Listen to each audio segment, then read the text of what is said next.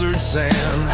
They took the light, left the hurt. Now I carry death in both my hands. Extra heart turned black, war machine. Two brothers still riding at my side. We don't pray, we don't dream. We just hunt till all the guilty die. No badge, no flag, no fucking rules. Just vengeance carved in skin and fuel. Dark, sunbound fury. Reaper in the blackout rain. Dark, sunbound fury. They lit the match, now feel the flame. No mercy, no surrender, no grave. Deep enough for the ones who turn love into dust.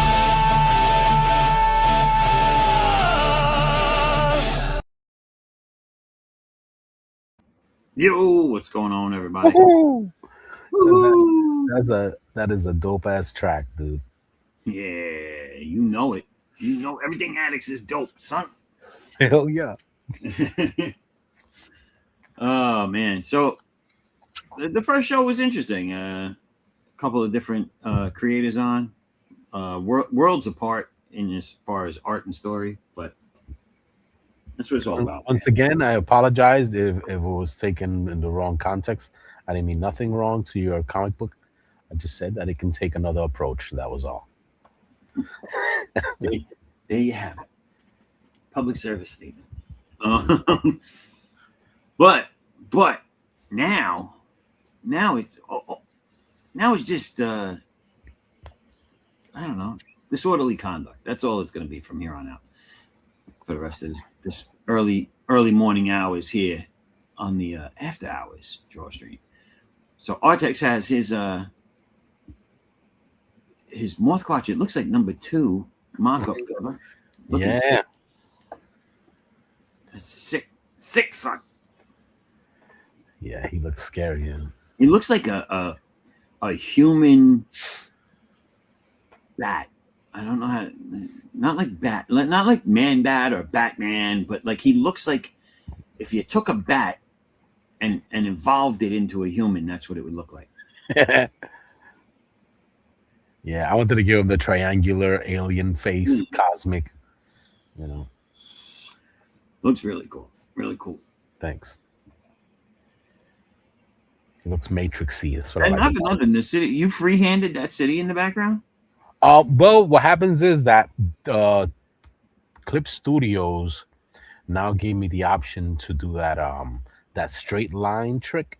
Yeah. Edit, and I took some reference from a magazine that I liked, and I just copied with the little straight line whatever I liked, and then I just filled in the rest and made it up. No, it looks cool. Look, I tell you that, yeah, the digital straight line is a nice tool to have. Oh man, it is. It's freaking awesome. I like it. Mhm. A lot. So let me move this so that it can be seen. There we go. Because I'm gonna be drawing. I drew this on stream last time. I'm gonna finish him up, but I'm gonna draw the guy he's headbutting first. So I have to get. I don't have to, but I said I would, so I'm going to. I have to get 10 pages, the first 10 pages of book 3 off to my colorist by next week. Now I have 8 of them line drawn already, so I gotta just render those in, which doesn't take that long. But I still have 3 that I have to finish. Now, granted, this is not one of them, but the ones I have left don't have action in them, so I wanted to draw an action scene on stream. So I'm going to do this one. And that's it. That's the story.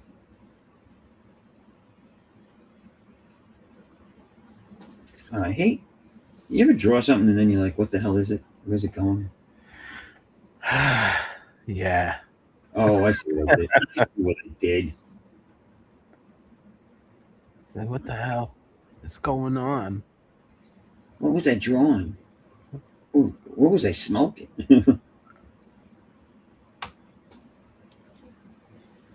Better yet, what was I smoking when I was drawing? Oh, here we go. It's going to be one of those nights. the lead keeps it cracking. Still cracking that lead? Huh? Yeah, cracking that lead. Nah, man. It's not that. Are you still cracking that lead? Yeah, I see it. If you ain't cracking that lead, you ain't getting no work done. I see you, baby. Cracking that lead. Cracking I that see you. lead. That's the song. I see you, baby. Cracking that lead. Cracking that lead. Cracking that. Yeah, I'm telling you. You write that into the prompt, it'll make you a track. I know, right? I gotta tell you, man. I still haven't debuted that track I sent you for that new show I want to do. All right. That's maybe I should make. Do you think that video? You think I'll get struck if I put that on? The video? Oh, I don't know. It says what is it? I'm trying to think of what it says. Big titty hoes. You don't think it? Oh, you know it's just for those watching. It's TIDDI. Tiddy. So technically, it's not a bad word. It's like teddy bear. Right. See, You hug those too. See, you know, you can hug those too. you hug those three. Yeah, that's when you have 3 nipples. What was that from? Total Recall. Total Recall. Yeah, one's for chocolate milk. The tit on her back is for dancing. What was that? That was Is for dancing. yeah, the titty on her back for dancing. I like it. That was what's his name? Ed Bundy. What's his name? You said Ted Bundy. yeah, I said Ted Bundy. Ted Bundy. All right. This is what I'm gonna play. I'm gonna play it. So now, listen, folks. I'm gonna give you a little heads up of what it is I'm playing. I'm gonna premiere an intro video I did for an upcoming stream that I'm gonna start doing. It's gonna be all on my own. It won't be on the Madness. So if you're a Madness person, you got to go over to my channel and subscribe to my YouTube there. I'm also going to be putting up links to my shows on my website. So if you subscribe over there, then you'll eventually be able to go right to the shows from there. But it's a new show. It's basically for what we did tonight, for creators to come on. I could have them on, interview them, or they could just chill out, draw, talk about their stuff at leisure. Everybody will get on there and be able to talk about what they either have active as campaigns, or what they plan on making a campaign, or what they had as a campaign prior to, whatever. You talk about your creations. So it's called the Creators Campfire. So this is the intro video and music that I made for it. Now, the music is the video I put together. I might swap out images here and there because most of it's my work, because I haven't started the show yet. But as people go on, if they give me permission to use their stuff, I'll put it in the video. But anyway, now the music was, of course, AI assisted, but all the lyrics, all the editing was done on my part. So I'm gonna share this now. Hold on a second. I'm gonna share screen. Where the hell the window at? That's not it. Hold on, hold on. I think this is it. Is that it?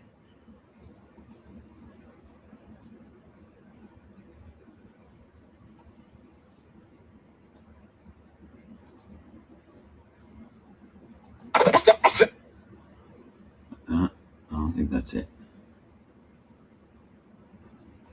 What happened? I thought that was it. That was, but I wasn't sharing the right screen. Oh. Now I'm sharing the right screen.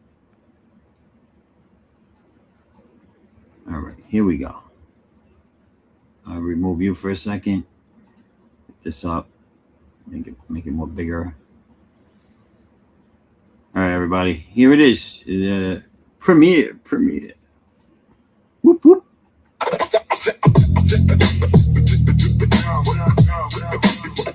Yeah, that bass is popping. We know no bounds. Imagination in the atmosphere is going down around the campfire. Pull up a chair, got the indie comic creators and their creations in here. Let's fucking go.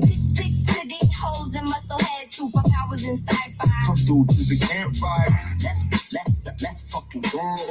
Big titty hoes, big titty hoes and muscle head, superpowers and sci-fi. Come through to the campfire. We know no bounds. Imagination in the atmosphere is going down around the campfire. Pull up a chair, got the indie comic creators and their creations in here. Let's fucking go. Big titty hoes and muscle head, superpowers and sci-fi. Come through to the campfire. Let's fucking go. Big titty hoes and muscle head, superpowers. Yeah, baby. Yeah. Are we still live? Oh, Are we still live? yeah, we still live, so that means it wasn't. Yeah, it looked cool. I like it. What do you think? You like it? Mm-hmm. Come on. That's what it's all about. What is Raul saying? Kick that beat, son. In that Artex. Is that Artex on the campfire? Yeah, I had two of his pieces up there, brother. Mm-hmm. The Betty Boop.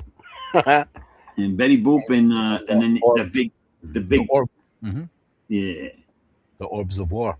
Yeah, son. Big titty hoes. Raul seems to like it.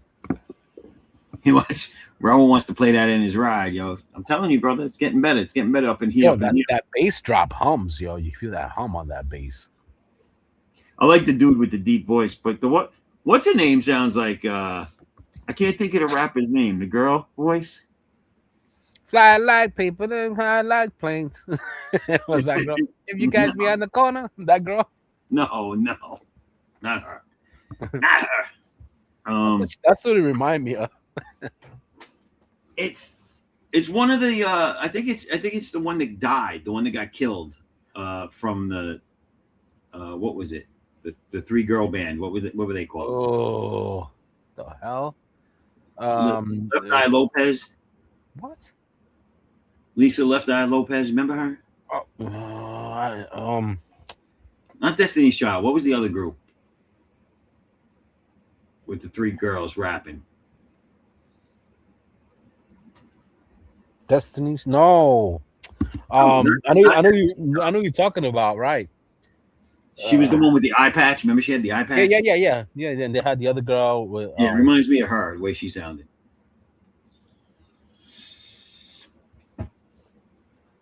Yeah, that's so messed up. Raul, you just shot, brother. She did not sound like Cyndi Lauper.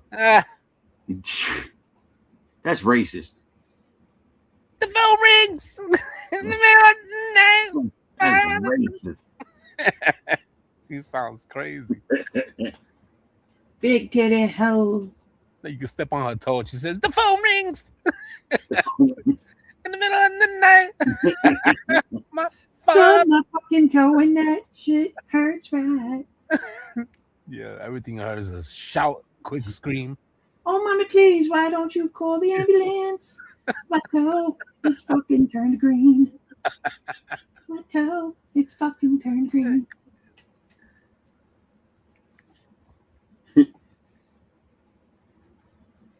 They make an ointment for that.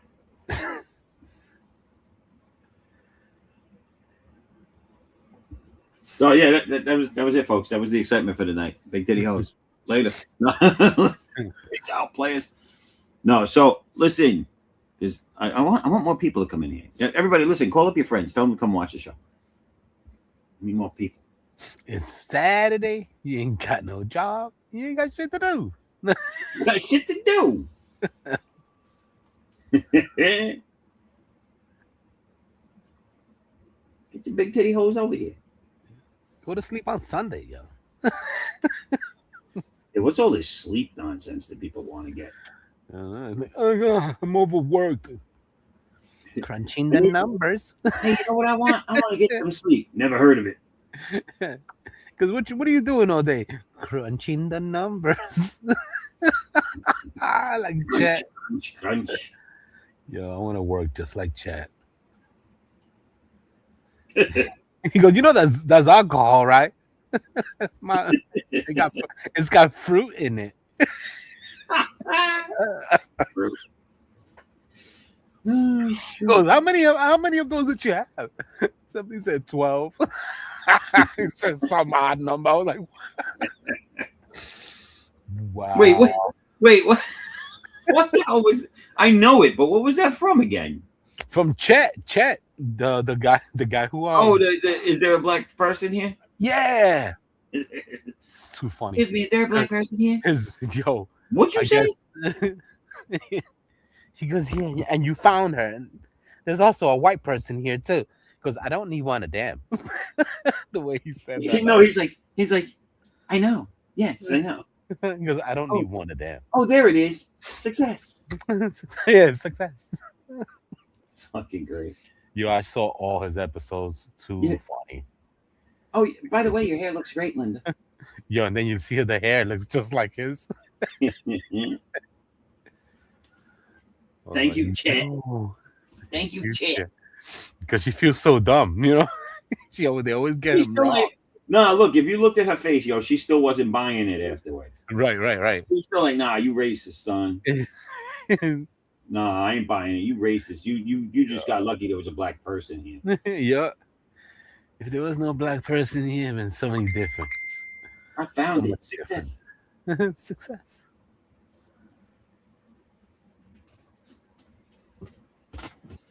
Because how many of those did you have to drink?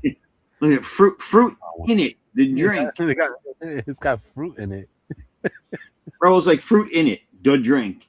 Uh-huh. We got you. We got Tank in the back. Yeah. What's going on? What's up? How's everybody doing? All right. What's going on? Oh, not a whole bunch. Enjoying Cyberfrog? Oh, no, I was just doing a perspective correction because I took a terrible photo. So. What's good, sir? Oh, it's another day in paradise. Every paycheck a fortune, every meal a banquet. You know how it goes. I hear you. I might not understand you, but I hear you. Yeah. How it goes. Do you understand the words that are coming out of my mouth? It's how it do. How it do? Yeah, it's how it do. He knows how it goes. That's right. It goes over there. Them two, they're the greatest. They know, They're the greatest. They also know how it feels. Do you know how it feels? To be so cold. It's a nice name, right? Howard Fields. It works well. What's new with you? Any new stuff going on? Oh, just selling my musics. Right. I gave you guys a free copy, didn't I? I didn't get one. Oh shit. Well, I'll drop some codes here in the back room just a little bit. Maybe I'll give one out to the audience. We'll see. Ooh. See if I'm feeling generosity. Those three people are really gonna love it. Dude, I know all two of them. He feeling Gibbsy. Man, I said 3 and he took one away from me and said 2. That's harsh. I know. It's the ever changing world of entertainment. So, ooh, what am I looking at there? This some crotchety me going on there. So yeah, no. Tonight we had over on Omer's show, Drawing Enemies. The subject was Magneto, so I decided to do Scalpel Zero, giving Magneto the business. Wow. Sign it right over to him. Just be like, yep, nope. I don't usually draw mainstream, and I warned people. I said if I do draw mainstream, I'm gonna draw them getting their butts handed to them by an indie character. Well, he did get butt handed. He did get butt handed. Oh yeah. Next time, he should look up what non-ferrous metals and alloys are. before trying that magnetic bullshit. I thought it was something to do with Ferris Bueller. Yeah, At least she's holding him, if he could come down slowly, because he has no ass. it's true. Yeah. So she's like, oh, let me slowly put you down. I've done enough. I've done enough. Yeah. I've Taking you into custody. Call the removed- You're coroner. under arrest. Somebody needs to call the coroner. Identify. Because you never know if he just a dude in a suit. Well, yeah, no. Like, He's sorry, alive. guy. He's alive. He'll recover. He'll recover. She's law enforcement, man. She's one of the good guys. Oh. So yeah, but his ass is going to be sitting in jail for a long time. She's gonna just get that on the write off. His ass would be in jail, but it's removed from his body. So now It's what? true. Like, The rest sir, is going to be on community service. somebody has to come identify the body. Says, turn him around. Let me see. Oh, no, Yeah. that's not him. They said he had no ass. They just beat it That's out. right. That's not him. Just beat the ass right off of him. Just kick the ever living crap out of him. Now he looks like a Lego puzzle. That's right. Something's missing. It's just like He's going to be like, where are my pants? a square with two little holes. Where is my earth-shattering pants? SpongeBob come out of nowhere. Yeah. Ah! I can't do his laugh. So disturbing. It is.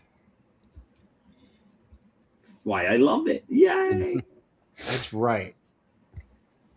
Tank, did you see the preview of the new intro for the new show I'm going to be doing? No. You didn't see the video? I just threw it up like a minute ago. No. I was on my way here, and I was showing my son the Gina Carano Ronda Rousey fight. Well, we got to do it again. It's going to be twofer. All So right, let's do it. She won, right? It was already written for her.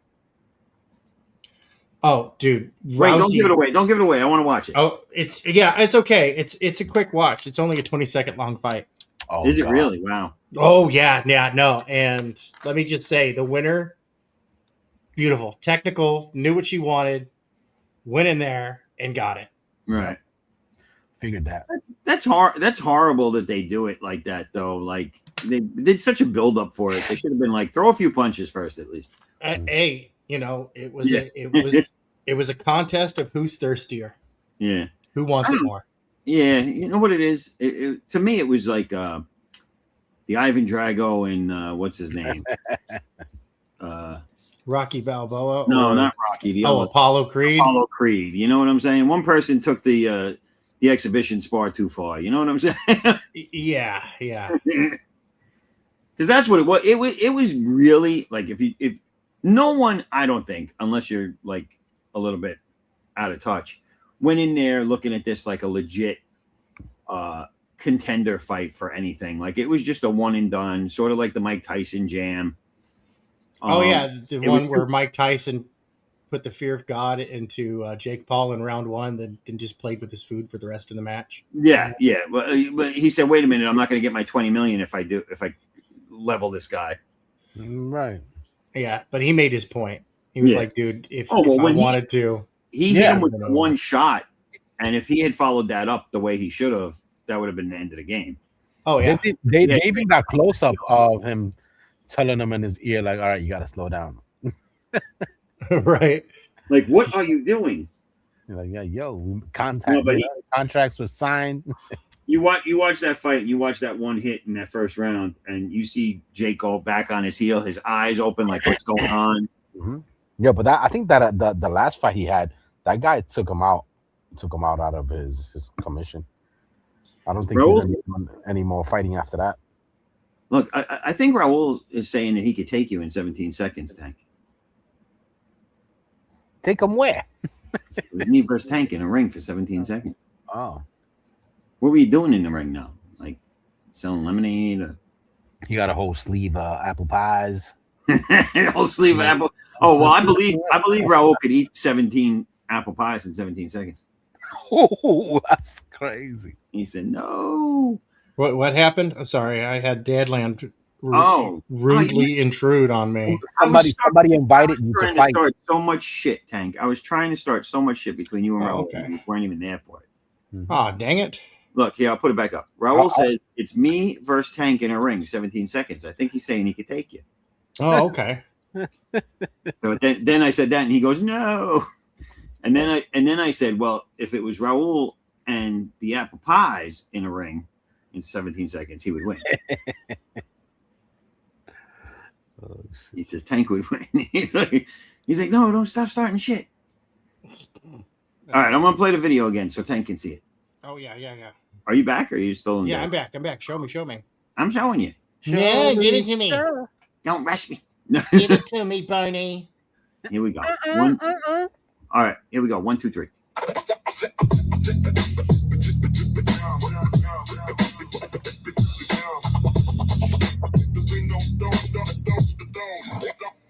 We know no bounds. Imagination in the atmosphere is going down around the campfire. Pull up a chair, got the indie comic creators and their creations in here. Let's fucking go. Big titty hoes and muscle head, superpowers and sci-fi. Come through to the campfire. Let's fucking go. Big titty hoes, big titty hoes and muscle head, superpowers and sci-fi. Come through to the campfire. We know no bounds. Imagination in the atmosphere is going down around the campfire. Pull up a chair, got the indie comic creators and their creations in here. Let's fucking go. Big titty hoes and muscle head, superpowers and sci-fi. Come through to the campfire. Let's fucking go. Big titty hoes and muscle head, superpowers. There it is. It works. Right? Big titty hoes. Mm-hmm. Big titty hose. Mm-hmm. It's all a man can dream of. Remember, it's girls who are big on tidying up. Mm-hmm. Well, big titty hoes and muscle heads. Yeah. Yeah. They tidy up. They're nice and clean. Mm-hmm. Real tidy. Tidy whiteys. Uh-huh. Kinda. Pink. Kind of, man. Pink Sort of. pantyhose. Oh. Yeah. Pink pantyhose. Wow, that display setup really zooms in on that crotch. That's awesome.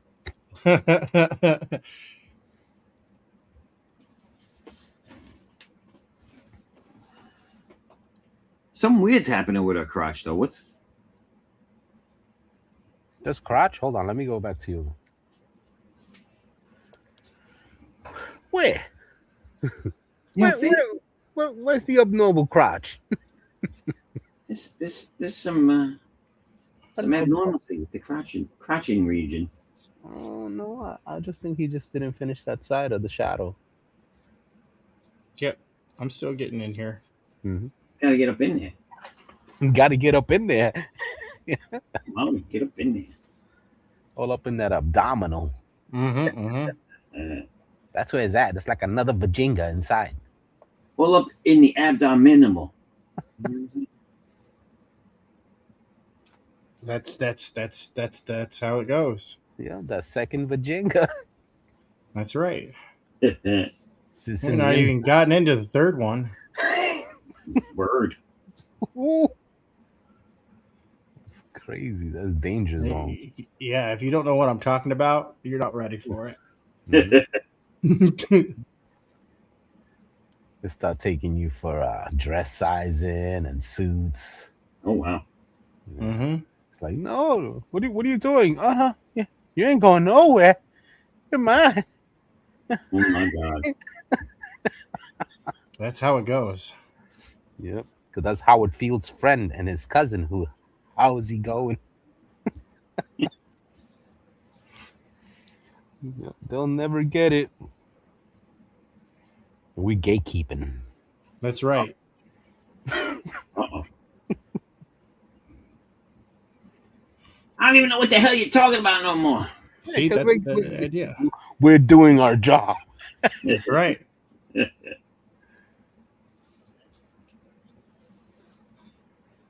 know, as soon as you get to that third Virginia, Oh shit. marriage papers, all that. You gotta just, be strong. Be strong. Just say no. No.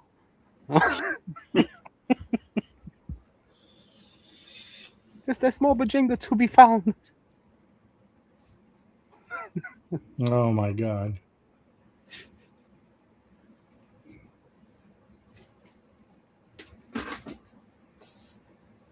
They're superheroes, Raoul. They don't lose teeth, brother. They fix it in and forget it. You know what I'm saying? It'll That's just right. grow back in. Look at Lobo. He cut off his hair. He said, I don't like it like that. Grow! Right. He just gotta threaten the artist. I'll Yeah. come out in your dreams if you don't draw my teeth back. The Watch 90s, how man. fast them suckers return. Mm-hmm. You could put anything in a comic back in the 90s. Like that's back when Lobo was killing God. Remember that one? Yeah, love it. He had all the angels moshing. That was the best. He goes, we don't want you to get him out. Because he is not allowed. Let's write that in the scripture. They wrote it in the scriptures. That was mad funny. One of the pages in the Bible.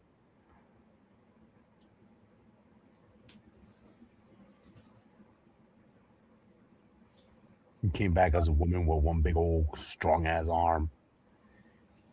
He came back as a rabbit. He was like fucking comedy relief for so long, and then they actually made him like That Christmas special was now he's like a beautiful. serious part of their universe, and I'm like, what? Mhm. He was fighting the Santa Claus, the barbarian Santa Claus. Yeah.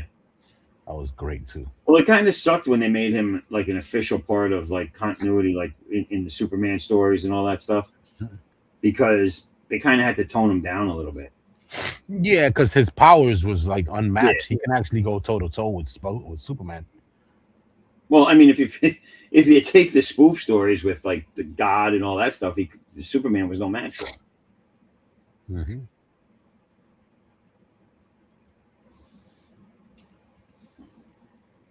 But Beasley, man, his art style was unmatched. His paintings were ridiculous. Yeah.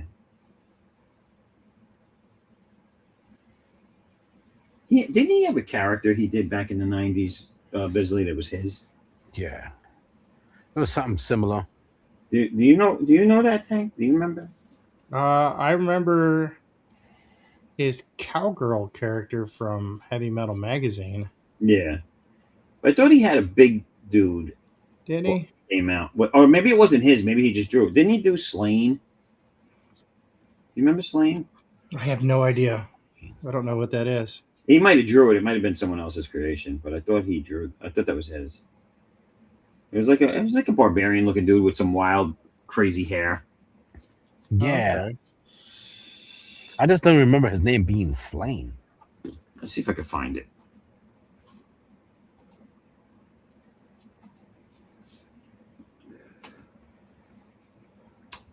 Could be wrong. Yeah, here it is. Let me grab an image and show you so you can see. So it was Slain? Yeah, but I don't know if it's his. I'm going to bring it up what I'm talking about though.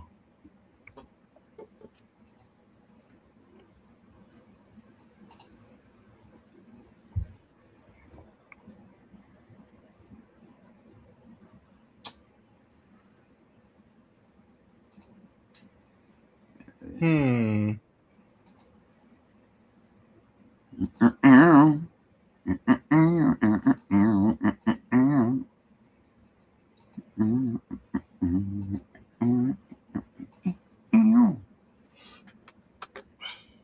All right, there it is, right there. Remember that? Hold on. It says Bisley is one of the people. Yeah, that character. Okay. I never seen the name. That's why I Yeah. never seen it with a title like that. I remember this. This was. I remember when it came out. I was like, "Oh, that shit's crazy." Oh yeah, he looked like a caveman Wolverine. It was like it reminded me of like Conan and Lobo smashed together. Yeah, that's just crazy. That was my shit back Kobo. in the day. Oh, I'm creating that character, Kobo. Yes. Do it now. Do I it. get it. Do it now. Hey. Yeah, I Raul, get it. Yeah, I get you it. own it. What do you own, Raul? The book? Because it's a good book. I think I have it too somewhere. I mean, I know I have it somewhere. It's probably hidden in the archives back at Mom's house.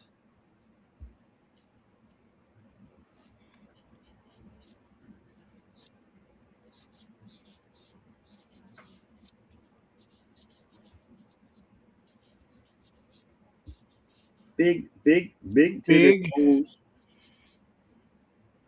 Big, juicy booty. Now chopper. Yo, you got to get to the chopper. Get to the chopper, slap the booty. What do you mean there's no chopper? We ordered the chopper. Somebody look at the chopper. No, this is not it. Do you not understand what I'm talking about? We need a chopper. Imagine an updated version. Everybody get to the Uber. No, you're gonna get blood on my seats. Ah. Big Mac bitches, do it now, Arnold. Get Arnold to wait. sing my intro. Oh, wait, I know these guys. I gave them a 3-star review one time. They hate me. Yeah, big titty hoes. Don't stop for the birds, you idiot. They fly. They fly. They're gonna get stuck in the engine. Because I'm in a hurry. You stopping for birds, you know they fly, right? Like that. You know, there's people who do that, yeah, causing accidents. Oh my god, poor birdie! You idiot! You gotta No, for warn real. everybody. Hey, come on, man. I stopped the birds. I'm about to take a left turn. Fuck everybody else. Bye bye. I mean, I've been known to stop and float the bird. Fuck you. Like, what are you doing? You go around looking for pets not to hit. Yo, did I tell you a story about I before I got glasses, I was in that denial stage where I thought I could see fine, right? And I'm driving. I take a turn. I make a turn around the corner. It's like dusk out, right? And I have the girl I was dating at the time in the passenger seat, and I slam on the brakes, and she's like, "What the fuck?" And I was like, "There's a cat." And she turns and she looks and she goes, "That's a fucking bag." It was a plastic black bag being blown across the street. So I was like, "Oh shit!" Oh my god! I was like, "I thought it was a cat."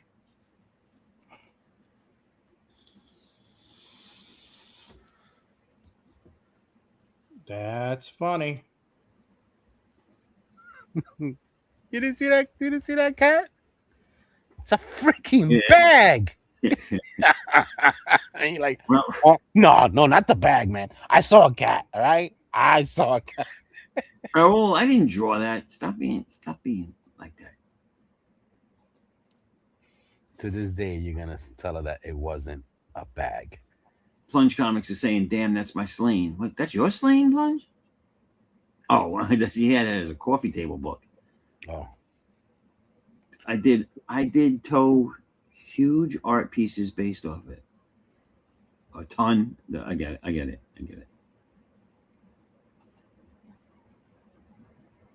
Yeah, slaying, man. That was the shiznit.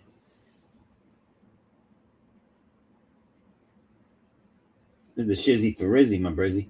Yeah, I'm surprised I never heard of that one. Yeah, I'm surprised too. Now, now go to your room and think about what you've done. That's right. How dare you?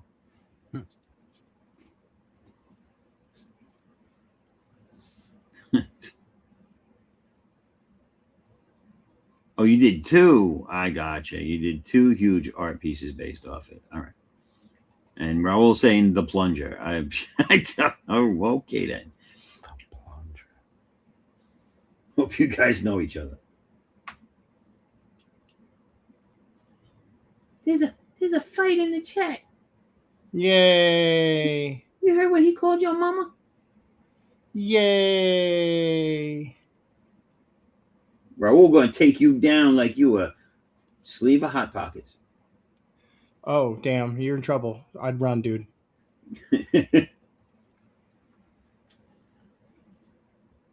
like you a whole bunch of dollar apple pies from Mickey D's.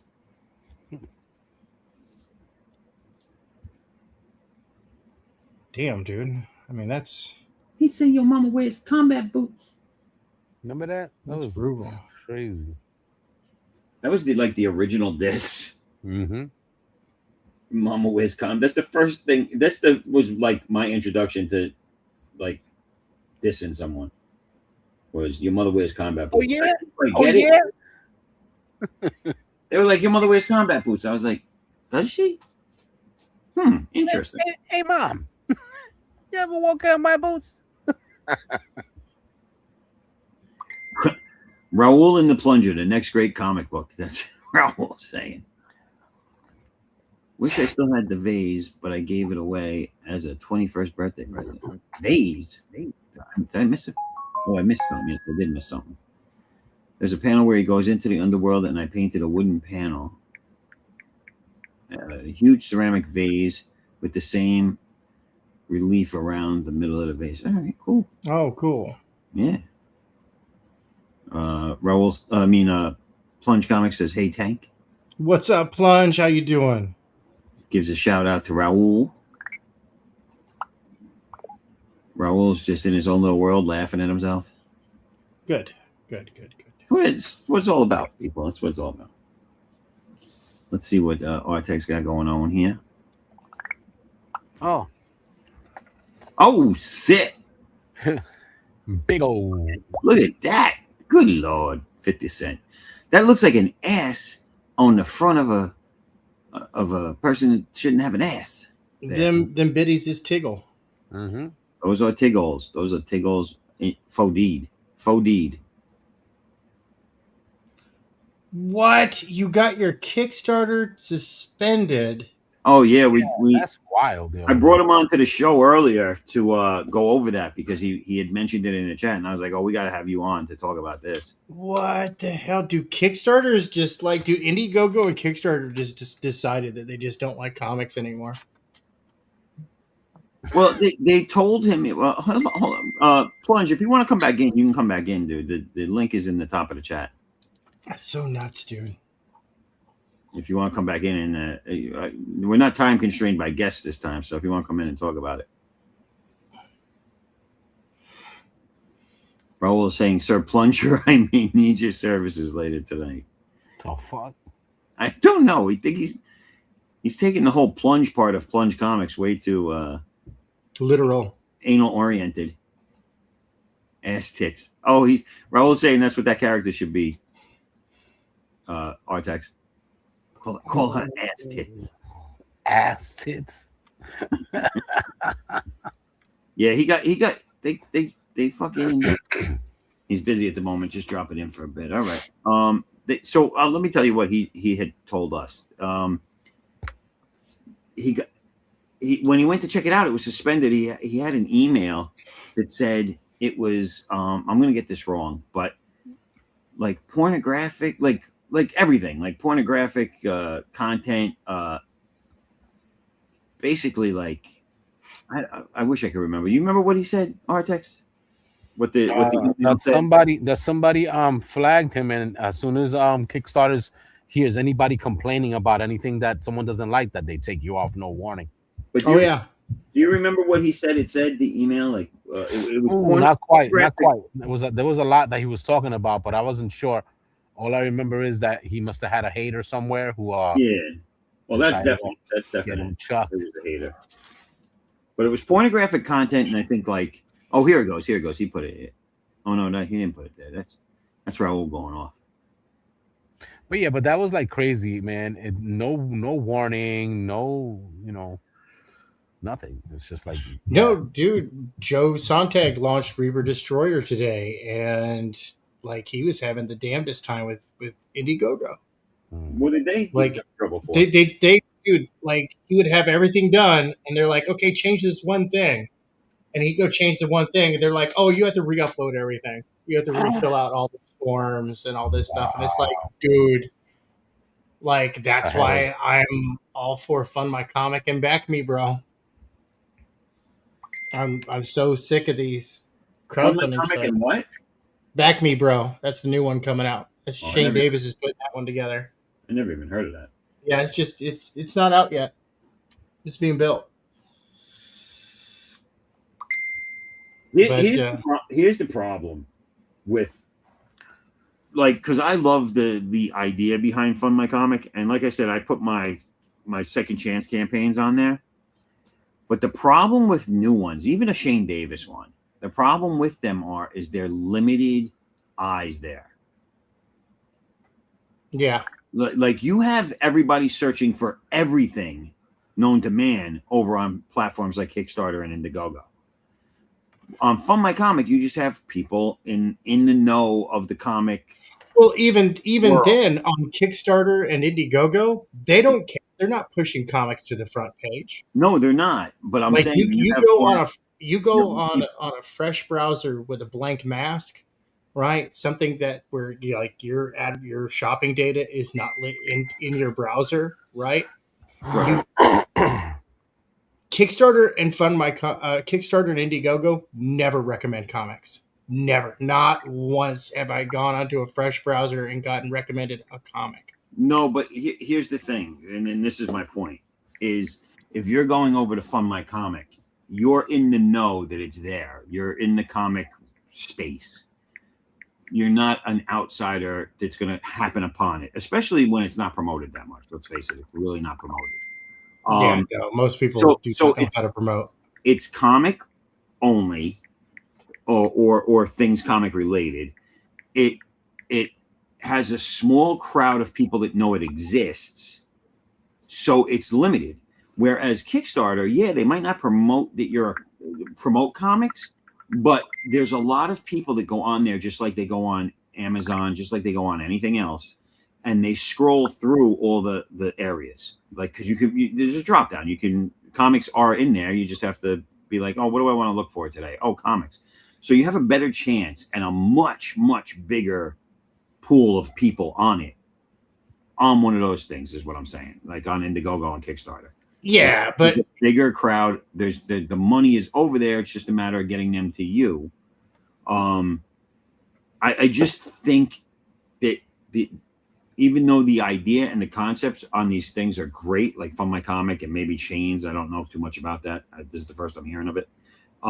But you limited amount of people are going to know about it, and now you're taking those people, and now you're going to have multiple books on there from everywhere. It's just I don't think you're going to see people making tons of money on those things. they do dude. Those platforms are growing, and that's the reason why GameFound got even started. Yeah, but Fund My Comic is only bringing in big bucks for the campaigns for people in that space that are big.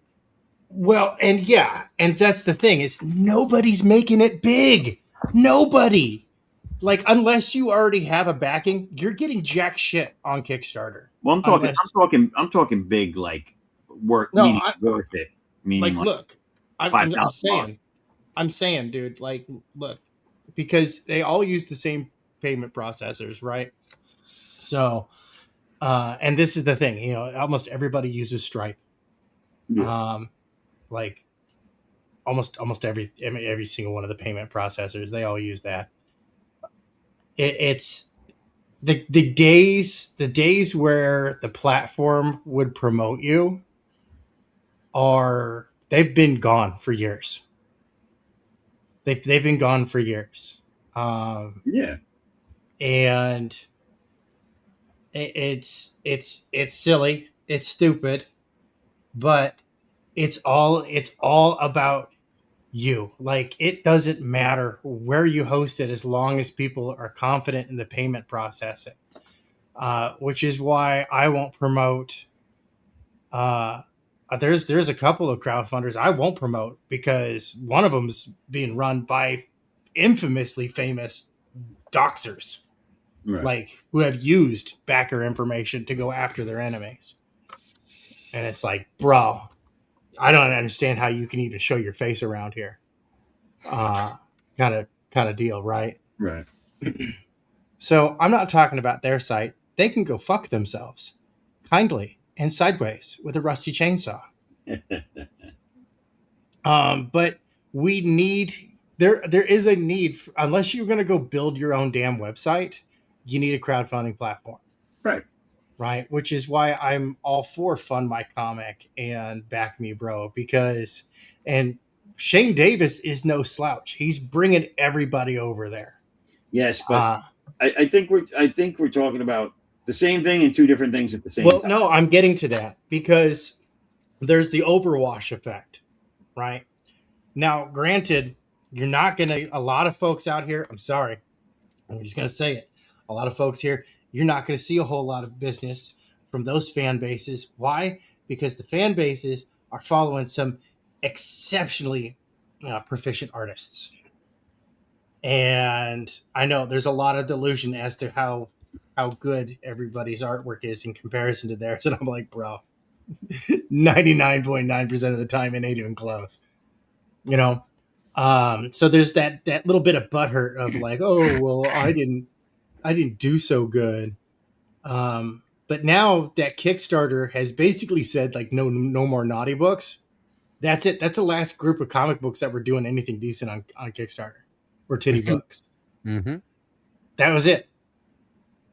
Because nobody's going there to get good books. Nobody's going there to get interesting reads.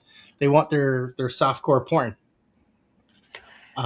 There's plenty of good books on Kickstarter that get zero attention, that are beautifully illustrated. And if Kickstarter would just show them to a normie, would actually promote them, dude, that would make them a shining star. Right. Especially if they're trying to clean up their image and trying to wholesome it up a little bit. But as it stands, like Indiegogo, no, they're entirely unreliable. Not only is it next to impossible to even set up a campaign these days, but if they don't like something, they won't even tell you. They'll shadow ban you and just take your money, because all they're doing is basically being an overpriced storefront. That's right, you heard me. Overpriced storefront. Mm-hmm. But you could set up something cheaper elsewhere. You can set it up via Shopify and a free website, and get better results. It's sad, but like most of the guys in the comic creation area, I see them, they're just pissing up the same stream over and over and over again, and I'm like, bro, that well is dead. Like, it's time to find a new watering hole, because they killed it. They killed it. They absolutely did. They absolutely. Mm-hmm. I don't like the fact that people who are already ranked use that as a freaking advertising stepping stone when they don't need it. Let me ask you a question though. Who do you think is mainly responsible for killing it, as you say? Oh, it's activist groups. It's 100% activist groups. None of this is coming from late books. None of this is coming from actual moral outrage. It's coming from your sweet baby inks, from your moral police force, or the prudes. You don't think it has anything to do with the listen, a lot of the backers for a lot of these books all are part of someone's social media somewhere, and they all watch somebody stream somewhere. Most of these people that back all these books Yeah. on these crowdfunding sites, because it's a community, dude. It's become a community of where, yeah, you get the stragglers here and there, but most of these people come in there, they have their favorites, they join their social media ranks, they follow them on their streams, and then there's been nothing but at least 3, maybe 4 years of hardcore infighting and a lot of people defaming some of these with bigger names, defaming some of these promotion sites, these funding sites, and I think that, yeah, am I going to blame the whole thing on that? No, but you can't say it didn't have an effect. Yeah, no, I get what you're saying. I don't really see that playing a huge role. I mean, because like, well, it seems like some of these actions taken by these crowdfunding sites happen after a big controversy happens in the social media world, like in the YouTube streaming world and all that stuff. It seems to be spurred on by stuff that people are infighting about, and let's face it, it's the faction fights, dude. Like okay, well, I mean, this is the purity cult. Like I said, this is the SJW purity cult that's causing this. It's the anime needs to be censored. You know, respect everybody's culture. Unless it's not our culture, then it's that crowd. That crowd is the one who pressured the that's the ESG crowd, man. right. That has caused the latest kerfuffle. Now, no, dude, like the rest of the world does not give a flying shit about what nerd drama is going on. Nobody's paying attention. What they're paying attention to is potentially criminal behavior. Mhm. Right. Sure, but the rest So of the world isn't in this space, though. I mean, I yeah, think that's pretty big of us to think that they are. Like they they don't give a shit, dude. that rest of the world has zero impact on what's going on with this anyway. Well, no, It's not here. well, yeah, but on the payment, see the problem with Kickstarter is it came from the payment processor. It came directly from the payment processor. This latest thing. It's that, nope, we're not going to process adult material. Now, there's some major legal battles going on about this because there's an argument there because this has been going on all over the place. Like us comic folks actually seeing this, dude, we're late to the party. Like video games have been going through this for years. Right. They've been going through this for years. Mhm. Rockstar. Yeah, dude. Oh my gosh, no, it's been rough over in video game land, especially if you want to make an adult game. Like that area got hit, and at first they came for the adult games, and then they're coming for any of the games that have the fan service, and it's the slippery slope, dude. It's like it's that whole thing. And first they came for this group of people. I didn't care because they weren't me. And then they came for this other group of people. I didn't care because I didn't like those guys.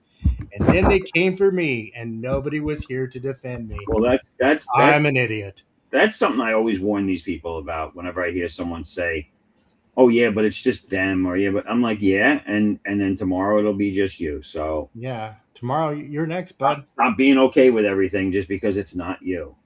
Yeah, or just because you don't like the guy. Right. It's like no, canceling's canceling, man. It's all cancel pig shit.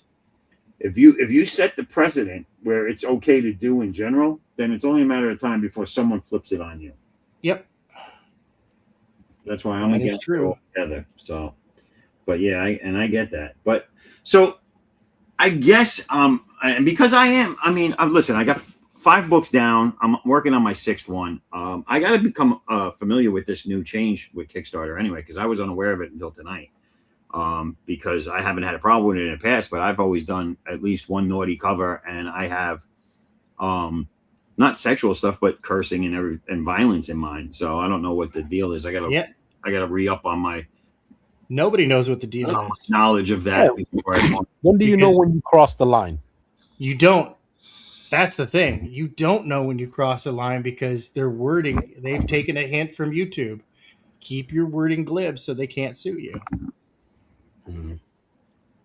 Yeah, So and that- that's That's what the they're thing, doing. though. Like, because here's my problem. That's fine if you want to stop me from launching. That's one thing. But when you want to suspend me after I've launched and started getting backers, and I've changed nothing from what you approved, then they should be on the hook for that. Oh no, they definitely should. And that's the thing, is like, that's why for years I'll promote somebody on Indiegogo or on Kickstarter. I mean, you've seen that. I'll promote somebody, but I won't back any campaigns. I won't put $1 into that. Plunge is saying lies. It's late books and theft. No, I agree with that being part of it. Yes. I don't think any one thing is crushing it altogether. But I do know personally, and I'm just one person, I know 3 people that will never back any book because they've been robbed. Because did you know that approximately 10% of all crowdfunded books will Yes. not deliver, yes. and that 75% are late? Yeah, I don't think there's too many people getting upset at the late as much as they are the people that they know because they've either come out and said they're done and they're not going to fulfill it, or that they have just fallen off the radar altogether. Like their social media is gone, their website's gone, everything's gone. Oh, yeah. I think the loss of money and knowing it's a loss of money is what's turning people off. Well, Late, yeah. as long as you keep communicating with them and they know you're still working on it, that's different.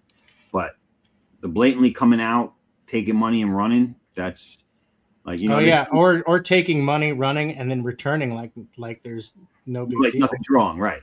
Yeah, Yeah. I can think of a couple of guys who've done that recently, and I'm just like, I lost Where's money your back damn in book? 2 of them, and if, I would never I'd never give them a red cent again. Not only that, but I don't want to see their faces anymore. Like if I see them on a show, I'm going to jump into the chat and call them fucking whatever left word until I get banned, because they're a bunch of scumbags for doing what they did. And not only are they scumbags for doing what they did, but they also are scumbags because they've hurt everybody else in this area, in this in this scene. Everyone That's else the real trying to damage. crowdfund, you just made it that much harder for them to get people to look at their thing. Yep. So, Because if you, the industry professional, Right. can't get your shit together, how can they expect some new person to have their shit together? right. You know, and that is ultimately like the big damage that gets done. And then, you know, people will pick a side. They'll be like, well, I like this industry professional who's super late with his book, but I'm going to give him a pass because, you know, reasons. And then it's like, yeah, well, you like that guy who's super late with his book, but I'm a fan of the guy who's super late with his book. So I don't like you. And then you get the crowd that's like, yeah, well, I'm a fan of the guy who puts out substandard to mediocre books on time. So I don't like you either. And it's like, you know what? Why? This is like an abusive relationship. Why are you just, dude? I'd rather take my chances on somebody whose production level is not ready for prime time than a lot of the industry guys. But see that infighting, that argument you just mocked up for that description. Oh yeah, the stupidity. That is the problem that I see. No one that's backing and that's a fan of comics gives a shit about that or wants to hear that. No, nobody cares. Nobody wants to hear YouTube people that are addicted to watching streams and like drama, they like it, but not all of those people come out of pocket either. Yeah. it's their entertainment to watch the infighting. And I think too many people with too big a names decided that that's what they were going to bank on because they can monetize their station. And they lost sight of the main thing. They lost sight of their book. They lost sight of their creation. And they decided to just throw it all to the wind and start fucking having these disputes and doing this drama farming shit just to get their views up on their social media. And it's like, guys, do you understand that you might not be single-handedly destroying the comics industry online here, but you are friggin' taking a big chunk out of it. You're hurting it a lot by doing this nonsense because you're filling the actual buyer with like doubt on doing it. And now you're hurting your chances. You're hurting the new guy's chances. And let's face it, I only care about the new people. I only care about myself and people that want to do this because they love doing it. I don't honestly believe that anybody that's big, and again, I'm not going to say names, but you know who these people are. They don't care about their books anymore. Oh, who are they? Let me at them. And it shows because I see all of them trying to make money on stuff they've already done again. Whether it's re-releasing, whether it's a different cover, whether it's going to another crowdfunding campaign because they're not done yet and trying to get more money over there.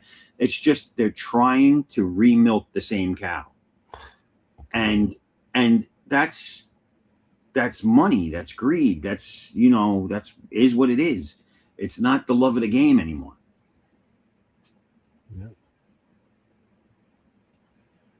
Yeah, no, you're not wrong. And that's what pisses me off. Like, I have money out there waiting on some of these guys for a very long time. And I'm a very patient person. As I know one day they'll get around to it. But there's certain things that there's no excuse for. And if that makes me a bad guy because I'm just saying it out loud, then I'm a bad guy. But the bottom line is that that's bad business. If you're a business, that's bad business. It messes it up for someone who actually wants to. Don't keep going back to the well either with new projects or new versions of something you already have out, asking for more money. Don't do that if you haven't given everybody what they want already. I wouldn't even put this new campaign that's now in pre-launch. I refused to even make the pre-launch live until I mailed out the last book of the one before. I'm not going to make money off you for the same thing or for something that's when I haven't given you what you already paid for. So, and that's a business etiquette. That's good business. That's how you should conduct yourself, no matter what side of the fence you're on. And yeah, am I late? Yeah, I'm one person doing all this with a full-time day job because I'm not making millions of dollars off my campaigns, but I do it because I love it. I don't have to do this. I don't have to do this. I don't have to do my book. I don't have to do any of it. I could easily just sit in the living room during my downtime and play video games and not give a fuck. Right. But it's something I love to do. That's why I do it. And so the people that are half-heartedly into this, the people that are into it because it's a place to belong, because they need a friend or a hug, people that are into it because they're part of a gang or a clique, or they just want to accept in some way, get out of my face with that. Just get out of my face with that. It's not necessary. Get out of here, you. You're hurting the marketplace for this stuff, and you're deterring actual fans and customers with all the drama. Oh yeah, no, dude. People are so sick of the drama. I was talking to my youngest brother. He was like, I don't know a single person who reads comics. Right. So, and by the way, he's 20 this year. All right. And he is a working professional. And this is the thing, man. He's the demographic that everybody should be aiming at because he's got that golden disposable income trait. Right. That's what you want. But he doesn't give a shit. He doesn't care. Like, he tuned in I was like, yeah, no, dude, you should check this out because he used to read comics when he was younger. And I was like, yeah, dude, you should check this out. Let me, tell me what you think. And I plugged him into a popular person's channel. And he's like, I don't know who the hell they're talking about, and I don't care. I didn't see a single product. I was there for like half an hour. Right. He's like, and it's all just like bullshit, drama bullshit. And I was like, yeah. He's right, though. It's like, I mean, that's otherwise, it's like, why? I mean, dude, like drama channels exist for a reason. That's where you go to get your drama. And then you go elsewhere to get away from it. Right. Right. Sometimes there are drama channels that they're not just drama channels. They're more like news and reviews, but there's a lot of promoting going on over there. Well, like, listen, I just had two guys on tonight that I promoted their campaigns on the first show. Mm-hmm. And this, what we're doing right now is probably the most drama you'll ever hear. And we're not naming names or doing any EFAP. No, we're not trying to pick fights or nothing. Right. So there's none of that's going on here. And this is the most you'll see here. So I still stick by it. I steer clear of getting too deep into the weeds with that shit. But when it hurts the business overall, I feel it needs to be acknowledged at least. You know what I'm saying? And and it's hurting the business. It's hurting the guys that want to do this, that really want to do this. It's hurting them. It is. Hey, I'll be right back. I gotta use the restroom real quick. So let me see. We got Plunge has been going off the hook over here, and I haven't. Blah blah blah. Let me see what the last one was.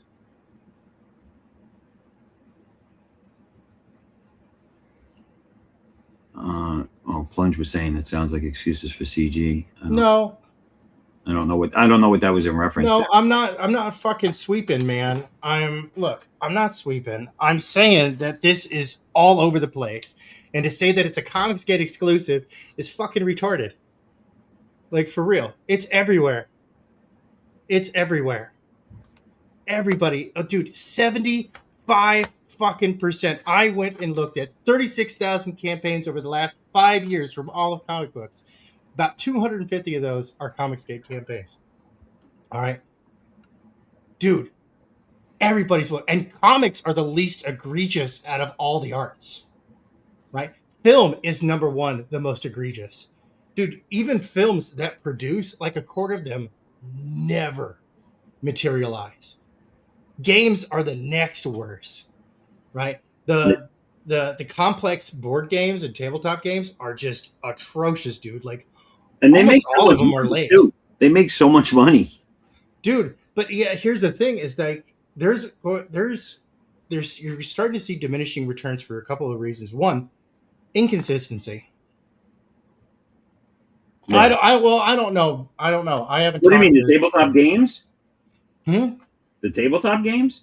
Oh, I'm talking tabletop. Dude, video games are the worst out of all the games. But board games are second worst. Tabletop RPGs are the third worst. And they're all worse than comic books, dude. But you just mentioned inconsistencies. That's what those... Yeah, well, I mean, it's inconsistencies. So, you got all these crowdfunders delivering late, and like you're starting to see diminishing returns. Right. You're starting to see a lot of diminishing returns. You're seeing that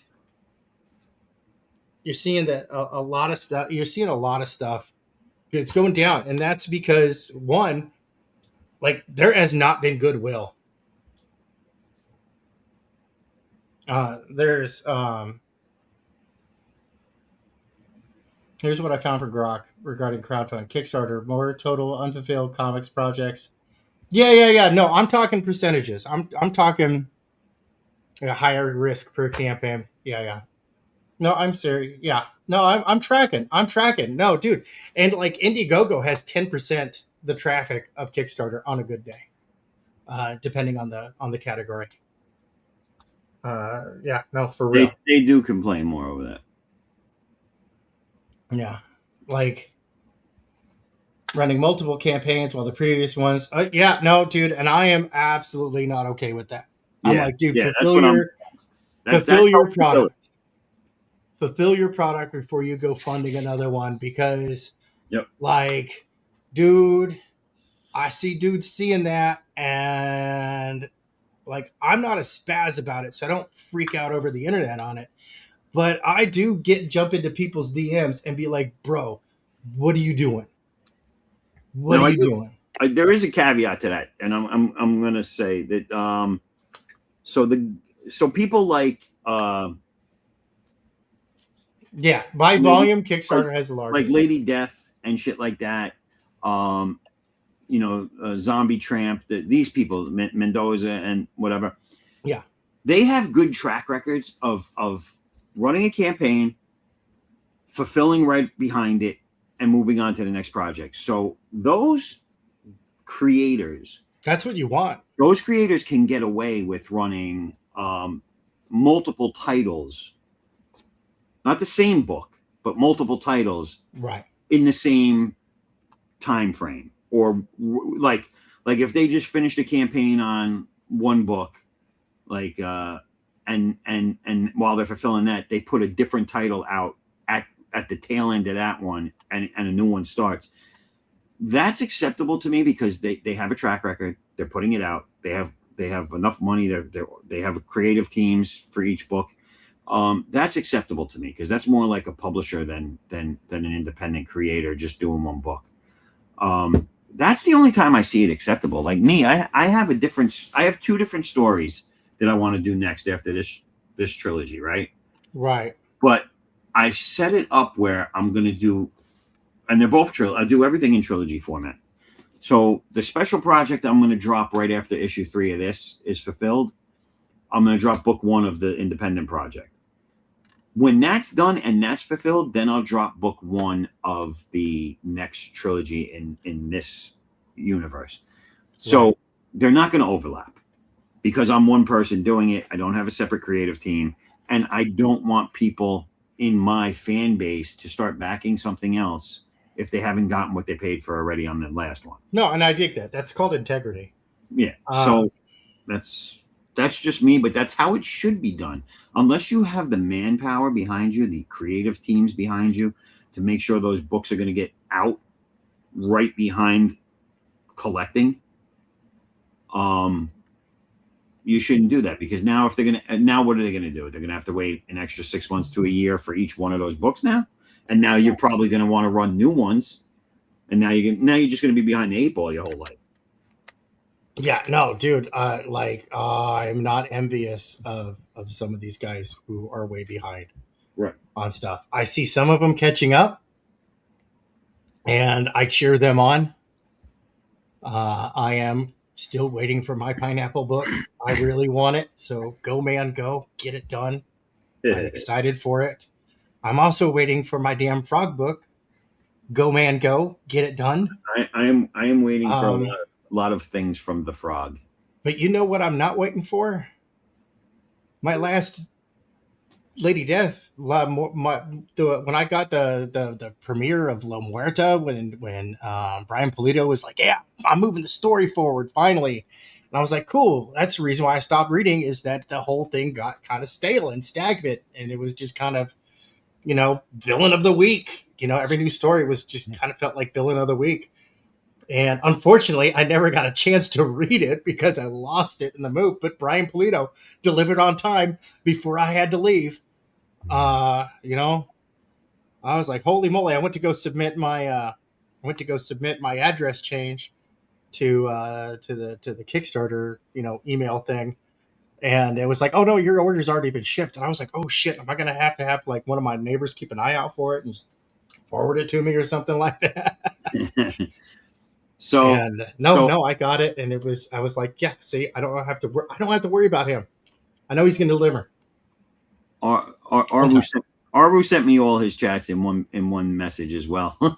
I'm not going to post all these. Everybody read the chats, but yeah, I am going to say yes. They're big names becoming big failures hurts tremendously. It does. Because let's face it, a lot of the actual comic fans that are in this space now came from mainstream comics following their creators they loved. That's why that's how I found out about it. I was following Andy Smith on social media, saw he was putting out a book. said, "Oh shit, this might be the way to go." He was one of the first people to have me on the show. Actually, he was the first person to have me on the show when I decided to launch my first book, and that's what brings people over are the professionals from the actual comic industry from the 90s, early 2000s, whatever. And yes, when they fail, it really friggin' hurts, dude. Because now you're upsetting the money. The people that are here that are willing to pay, they start getting a bad taste and they go away.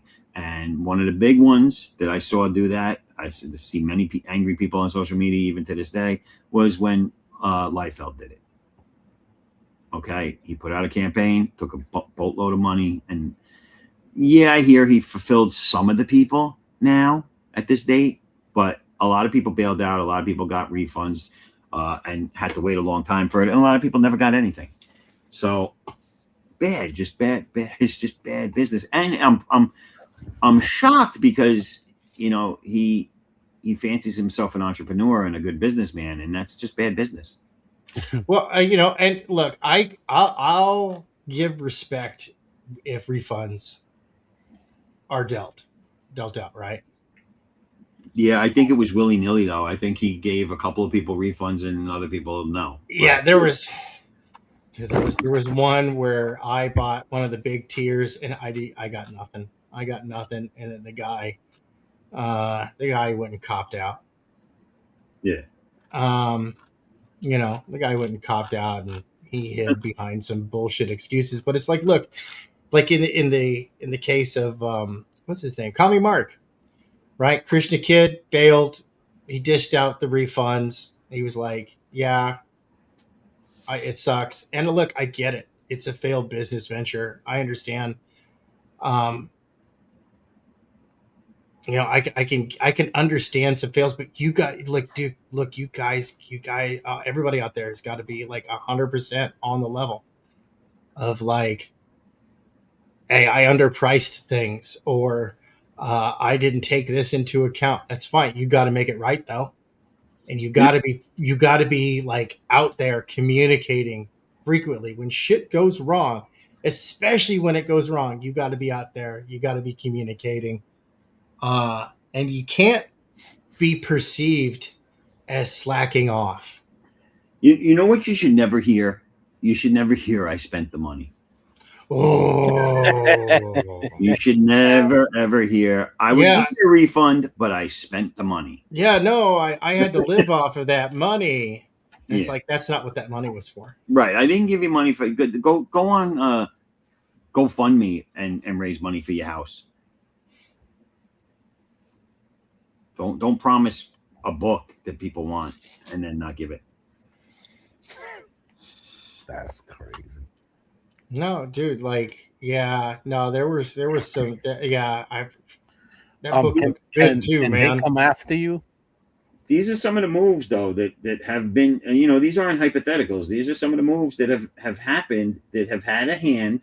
I'm not going to say it did it all by itself, but have had a hand in hurting this scene, dude. Really. I mean, do they go after you? If you do, go elsewhere with the money. Do who go after you? Whomever is on control of the situation. I'm sure there's people out there that have gone and checked their legal, Anyway, I gotta go to the bathroom real quick. All right. Let's let me get over here in the chat and see what we got. What do we got here? Like say someone made a really good fake. And it got funded, and he got a large amount of money, but he was never going to come through with it. So he just erased himself out of the system. So he came off with that. Who? Whoever. Let's say if someone was to do that. If someone was to not deliver, yes, there's tons of them do it, and it's horrible. What I'm saying is, so no one comes after them at all. Oh no, I'm sure people do. Yeah, I don't because it's going to waste I'm going to spend more money trying to sue these people and find them. Like, what are you going to do? You know what I'm saying? That's why they're getting away with it. And there's no reprimanding. They're also getting away with it because there's a disclaimer on crowdfunding saying that crowdfunding is not a guarantee that the thing will be made.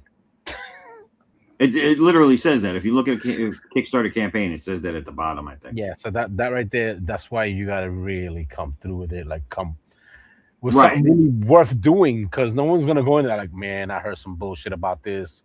I'm not trying Right. to able That's to what I'm saying. I don't want to get into the weeds with what are you know, what's the recourse? What can you do? What not? That they shouldn't have to. right. But If you're doing this, somebody already stepped those boundaries and got away with it.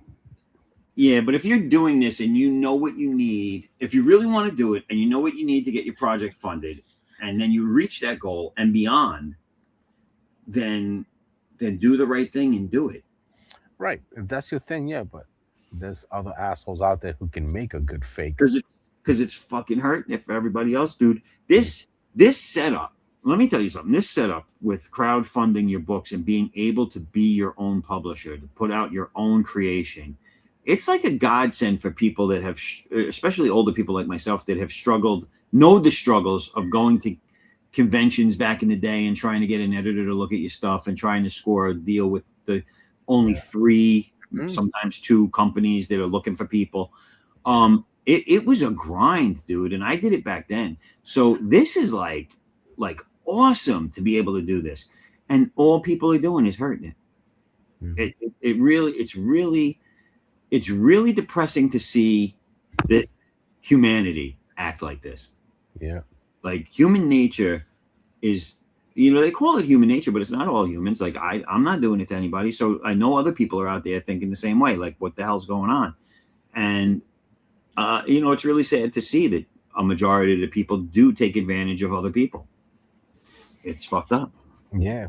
I remember when I was in a little group of people who was trying to get into Marvel, and we were going, you know, fish out stuff out. And then there's people who they could, you know, let's make a little team and everything and try to rob your things and they try to submit stuff that they didn't even do.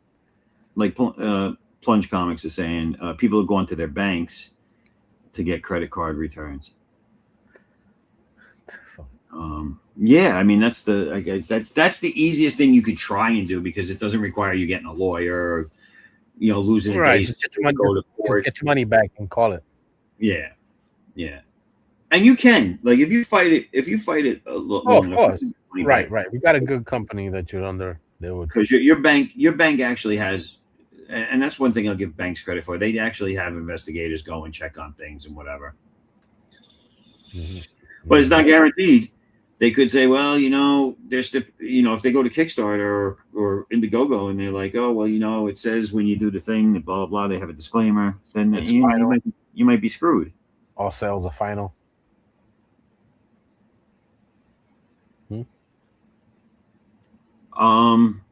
Yeah, I think that's just to put it. That's in talking about the funding sites themselves, though. Plunge. I don't think he's doing it to be indicative of the comic book scene. It's more or less the crowdfunding platforms that we use as comic book creators. That's all I think about that. I like this though. I'm still gonna call you Squish. Also, since when the promotion started here in my country, they had she's still going on about the toy. I think it's the toys. Is that what the Mario movies?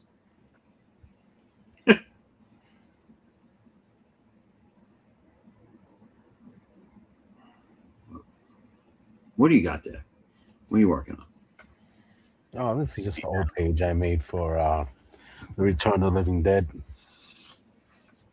So this conversation went way longer than I thought it was gonna, and it got way too serious because now we're at almost 2:00 already.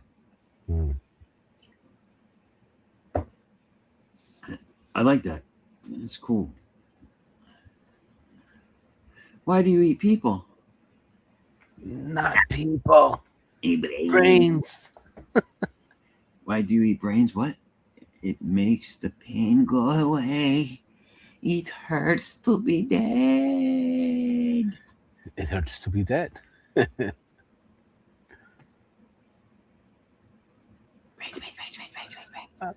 He goes, are you sure that thing's tight? They're no stronger than humans. That looks like Michael Jackson with some soul glow. See, that's the guy. He looks just like that. Gotta let your soul glow.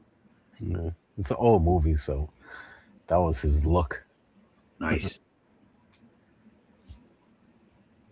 Ain't nothing wrong with a little soul glow.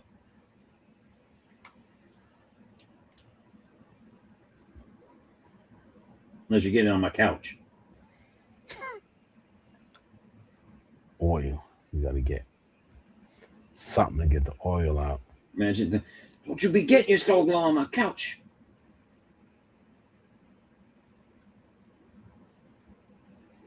It's great. His family stood up and there's big stains on the fucking couch. Mm-hmm. Remember the big old oil slick? Okay, great.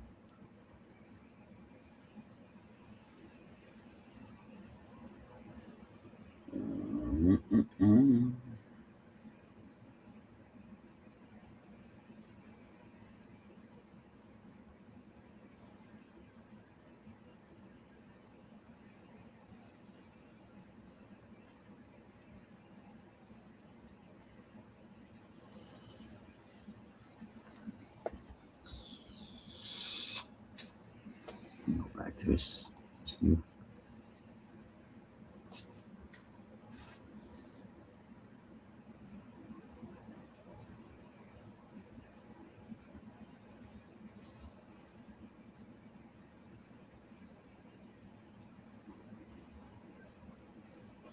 You know what I would like to see? Like he was saying, this guy Shane Davis is putting out his own crowdfunding site. I'd like to hear what this people doing something like this. What are you doing to bring eyes to it, or are you just putting it out there and advertising it to your base? Because that's what's going to determine whether or not it means anything. Mm-hmm. Because if you're only doing it to your base, then you might as well just set up a website for yourself and maybe take on people and charge them to put their thing on your website and become like a publisher rather than a crowdfunding site.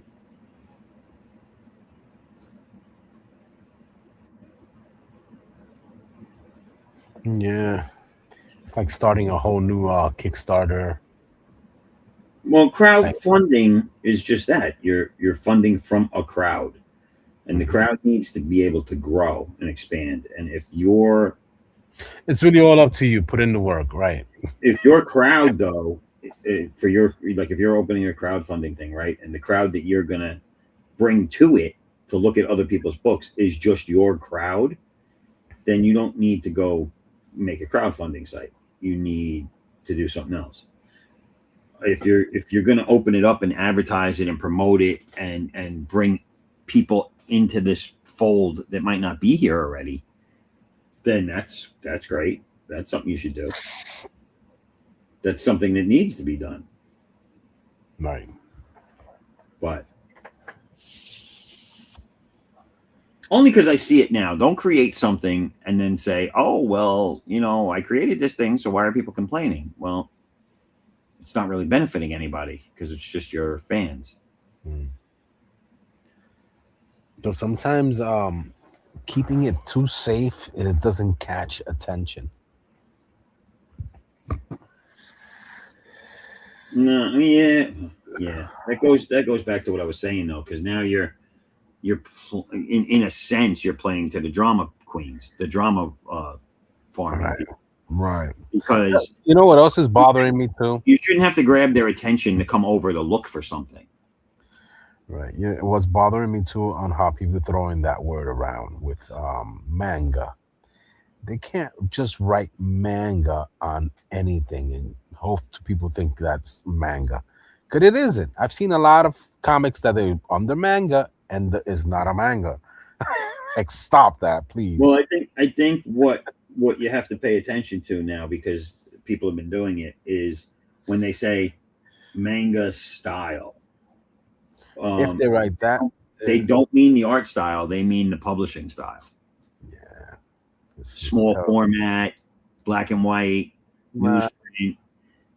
That's what they're referring to. Yeah, but to the geekazoid, it's not. Right. I have no desire to ever portray my stuff as manga, so that's like a. I guess that's a for lack It's of a an better. advertisement word. That name is already ranked. But I So use it. I refer to that as that's a you problem, not me problem, because I won't have that problem because I'm not trying to be manga.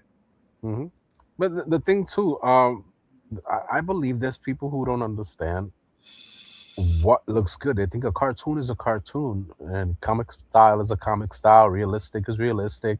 They don't understand that. They just see a character and the art could be poor, and they be like, "Yeah, I'm a fan," and you're like, "Oh, for real?" So Plunge Comic says that's why I call our Western manga, because his artist is a manga artist from Argentina.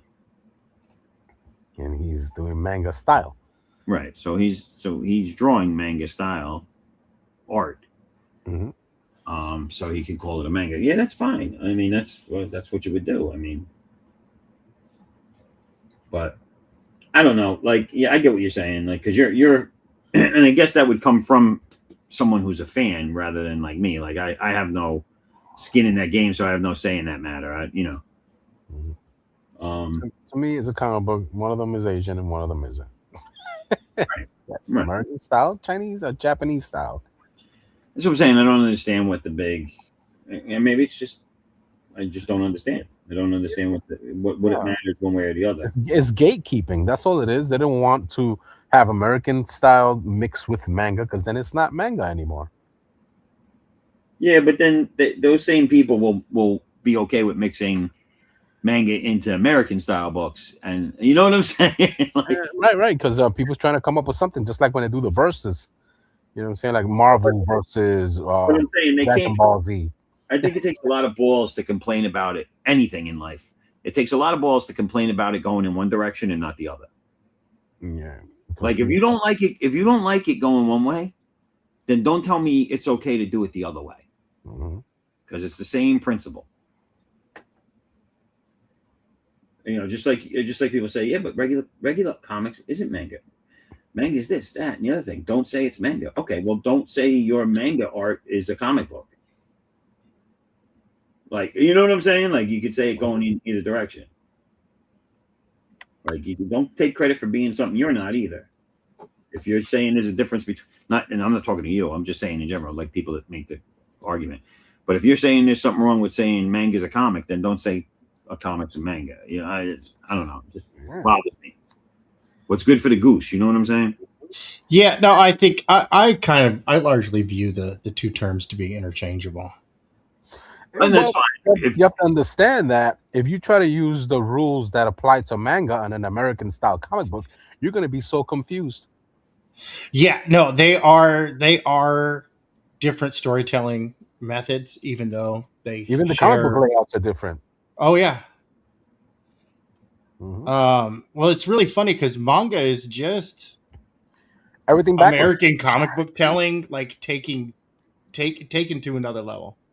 Oh yeah. In a lot of cases, I mean, it's like if you read like how to draw like manga and stuff, like the early parts are basically how to draw comics the Marvel way, but with Japanese characteristics. hmm You know, like a lot of that stuff, it's all the same. It's all the same. There's let's face it, there's not much when you're talking art. But when it comes to like storytelling methods, because manga has its own like, dude, it has its own cult language. I'm not even gonna lie. Yeah, I'm you're just right. gonna It say it's a does. cult language, right? Like only they understand this nomenclature of weird squiggly marks and teardrops on people's heads and Right. shit, right? Because Right, but that's a cultural thing more than anything. it's not just, it's not even like a it's an Asian cultural thing. So it's not even just a Japanese thing, because Right. you know, for over 1,000 years, And the right, Japan and the right, China the have right to been left. The have right been to left too also is right. different. It's not left Well, I to mean, right. what I'm getting at is that they've been fighting over these two places, Korea and Okinawa, for for over 1,000 years, and No Korea and offense. Okinawa become these cultural hubs where ideas are exchanged, and 1,000 years later, it's a meme. Uh, Veins popping out of forehead, overly shadowed eyes at finding out this information. You know what I mean? Like they've got I used to love it's. Voltron. Remember Voltron with the big old mouths when they would scream? Oh hell Yeah. yeah! Yeah, their mouths would take the whole entire face. But again, all it really is a different culture, a different society doing comic books. Yeah, Yeah. it is. It And is they basic. call it something else. They call it manga. They have a style, just like American comics have a style. Right. And they have people that understand that style, which are their fans, which are the people from that culture that understand it. Now, granted, it might have grown because more people are learning about it from other cultures and whatever, but the same thing could be said of regular comics if there was the care to do it as Right. much as manga is. Like, manga decided to go whole hog and launch a whole fucking industry in America Right. and attack this industry head on. If comic books took themselves as seriously as that and did it in other countries, it would have the same effect because it's something that they haven't seen on that end to that extent. Right. Right. Well, And I mean, you could, if you put the same thought, effort, and money behind it, have the same explosion in reverse. well, see, I've done a couple of streams, gone into depth on the very simple reason why manga is kicking the tar out of American comics. Now, uh, one is the fad. That's the biggest influence right there. It's the fashion, right? Right. This is the soup du jour. Uh, Manga is where the meta is at right now, but we're starting to see it kind of fade out. As Hollywood starts to make the movies, it's usually the sign that the whatever was popular is on its way out, right? And it's not because it's so funny too because it's not necessarily because Hollywood is doing it. It's just because Hollywood is like the most uncool kid in the whole school. Hollywood's the last one on the pickup. Like, Dude, yeah, no, they're the AV nerd who finds out about the cool thing like right as everybody else is just about done with it. So they But- get like a little bit of crossover. You know what I mean? So my point to that though is like you said, oh, it's the style, it's the fad, it's what's But hot. that's But the you know, number one It's reason. what's But hot because it was put out there. It was thrown in everybody's Well, face. Like, this is it. This the is reason why it's stuck is because the story's stuck. And it's like, yeah, outsider, you hear the names like, oh, Naruto or Bleach or Full Metal Alchemist, Edward Elric, right? And what you're missing is that these characters went from all three of these characters actually, they're all coming of age stories, right? Yeah. There's and even with like older characters like Vampire Hunter D, who had a very successful Love it. run. His is not a coming of age story, but he grows as a character. The plot advances, it moves on. Street Fighter, dude, Street Fighter Alpha 3 had one of the best damn comic book runs I've ever read, and it was the first comic book to like dethrone like the old kung fu comics in terms of the action inside. Yep. Like, I had them all. dude, and that artwork, oh, chef's kiss, dude. Yeah, man. they were great, but they also But aren't anything new under the sun either. well, The stories they're telling Yeah, are not it's, new. No, but it's also this- it's the content. They had a Yeah. lot of stuff. You know what I mean? From It's- toys to TV to cartoons, you name it. well, and but the books, and that one remains like even in the manga crowd, that one remains to be like one of those top tier books. Mhm. And that's because like you get character arcs right here in the West. We have these character flatlines. Batman's the same damn character he's been for the last 30 years. Mhm. Until Absolute Batman came in. That one's winning over. And I'm not even a fan of it, but I ain't gonna hate, dude. I ain't gonna hate on it because I don't like it. You know what I mean? Like, because I'm like, dude, color me surprised, this is actually winning. And so I went and I took a look at it and I was like, oh, okay. Well, I mean, the 90s called, they want their edgelord stick back, but I get where you're going with this. And see, here's the thing: there's actually a story arc. It seems like it's going to be finite, and it would be DC. It would be tragic if DC did what Marvel did with the Ultimates, and that was don't end the story when the story should end. Just end it. End it. If it's over, end it. The author of Bleach, after he got done with it, it was the number one show in the world. It beat the crap out of Naruto. It was beating House and Lost and all the top shows in the world, right? And the author was like, no, dude, we fought the big boss. The story's over. I'm done. Right. And they said, well, technically, you still owe us for this number of pages of comic that we can option for television. He's like, okay. So he did an epilogue story that explored another aspect of the magical warriors of this universe of Bleach, because it's not just like the death god guys in the black kimonos. You know what I mean? Like, you got like human psychers and all this other shit going on. And it was great because it put a cap on it. And just recently, I believe that he brought back the series because he finally had another idea for the story. So now he was in the power position. He went to Viz and said, all right, so here's how it's going to go. The author of One Piece, dude, the planet that One Piece is on is larger than Jupiter. He's already admitted, he's like, no, I can continuously write adventures for this until the day I die. Right. And they're like, like so ridiculous, like 500 episodes of anime or some nonsense. It's so stupid. I hate it. My kids love it. My boys love that show. I hate that show. That show's stupid. Yeah. But I mean, listen, it's so all I'm and I agree with you that the story arcs make sense. They'll never do that with existing characters in American comics because they're not going to retire a character. Yeah, no, see, and that's the thing is, horrendous. Yeah, no, and see, yeah, that's therein lies the rub, right? But I do think that a lot of what you and Artex have been saying, kind of to me, kind of proves where I was coming from, though. Yeah, is that like Artex, you mentioned, oh yeah, but they had tons of toys and tons of and the games and everything like that and all this stuff. Mm-hmm. By the time we get it, it's like 5 years old, 10 years old.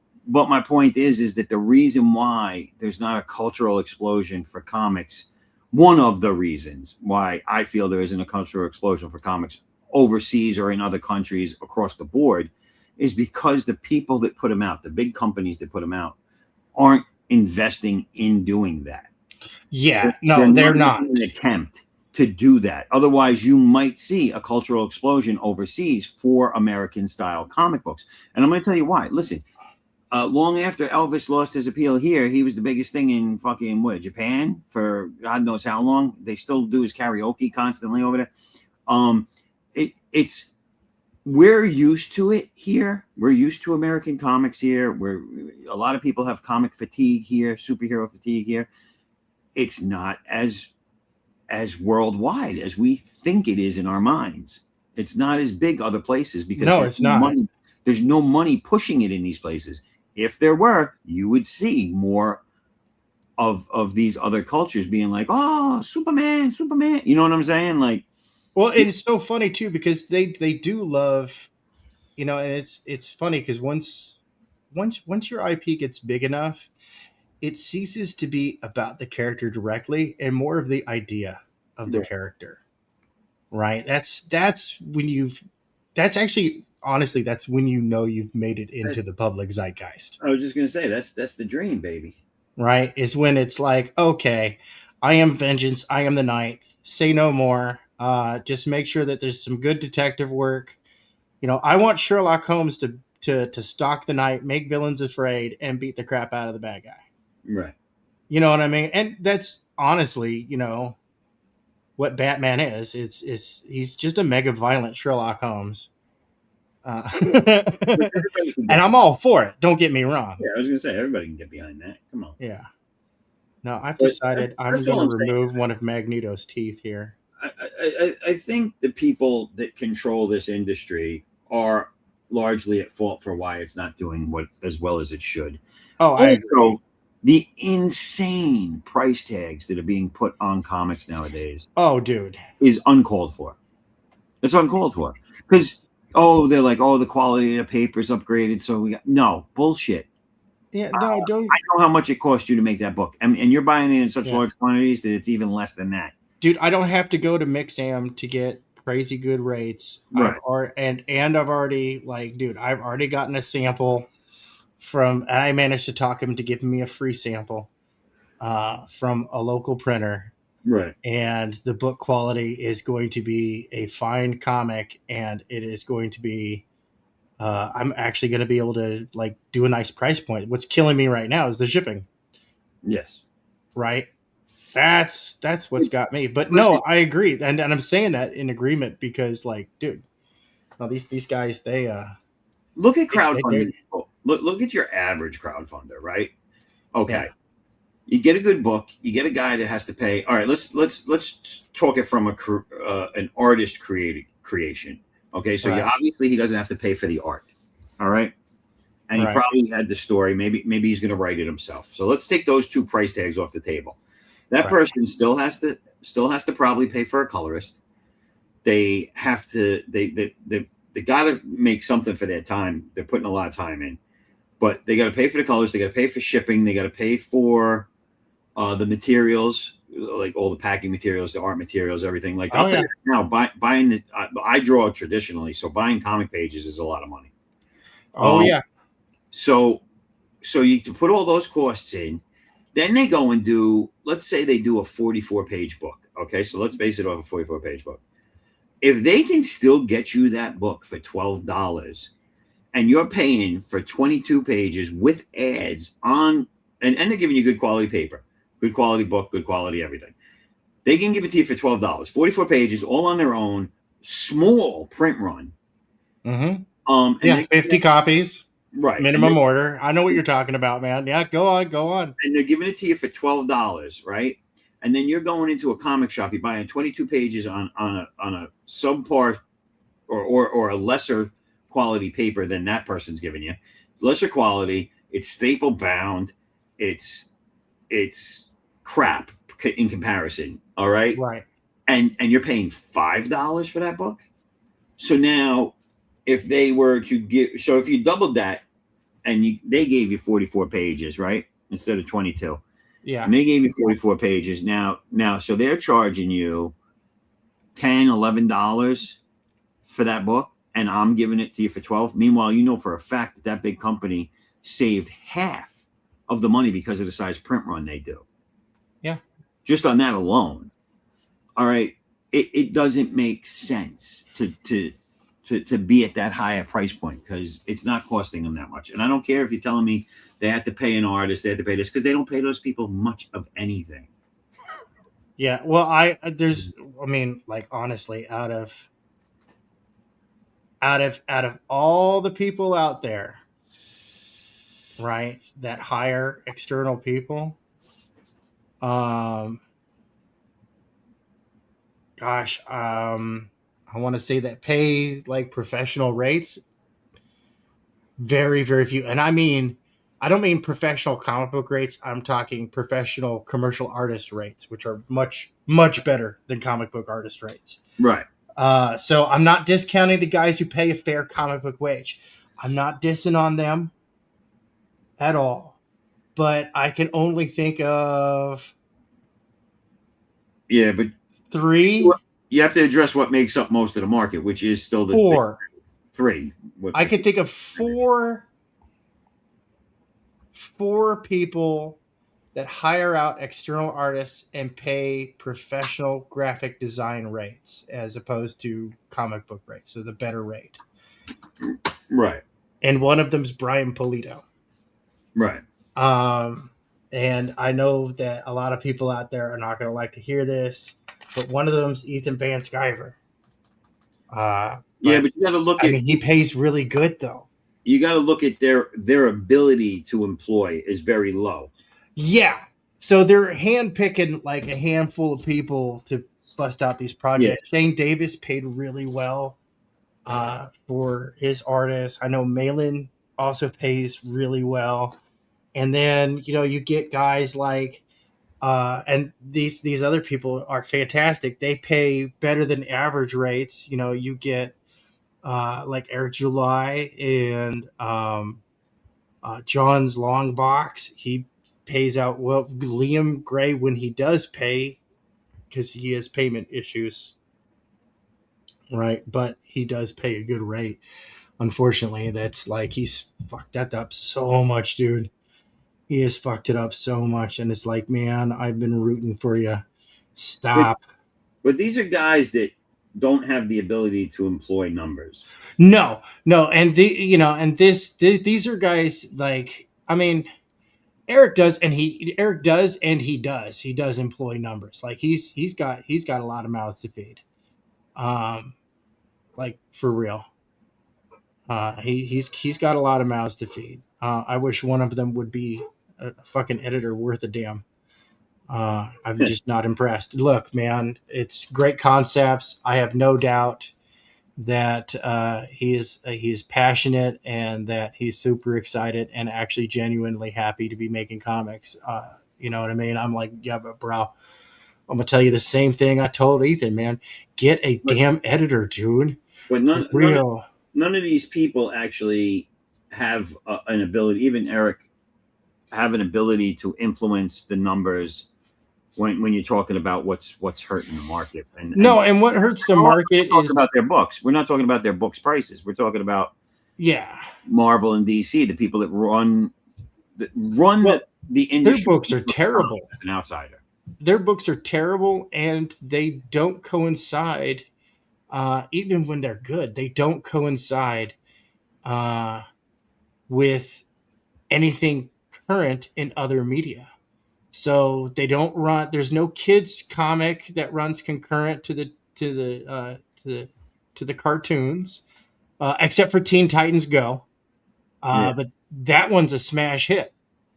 Right. Then the continuity between comics and cartoons aren't the same. Yeah. Like during the MCU, I remember like the big complaint from the fan base was like, "Yo, dude, where's my MCU books? Where's my side story?" And they're like, "Oh, that's okay. We're gonna put it in Agents of S.H.I.E.L.D." And it's like, okay, we got 15 minutes of side story here. Color me unimpressed. You know what I mean? And it sucks, but it's a missed opportunity because, like, dude, that's one of the things that anime and manga are doing. It's like, dude, if you see an anime out there, 99.99% chance that anime is a manga somewhere. You know, right? There's some sort of cross branding going on. Hold on one second.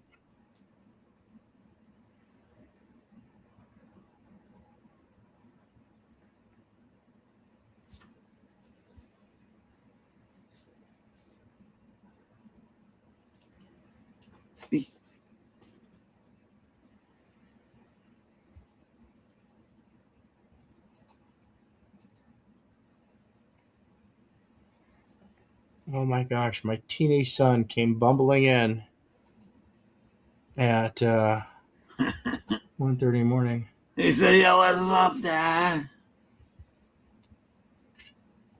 Oh my god. See, and he got the cat riled up. Oh no. Well, I mean, oh wait, what's Plunger saying something? What did he say? ETHC just got an international distributor. Huh? He says Liam pays with toys, though.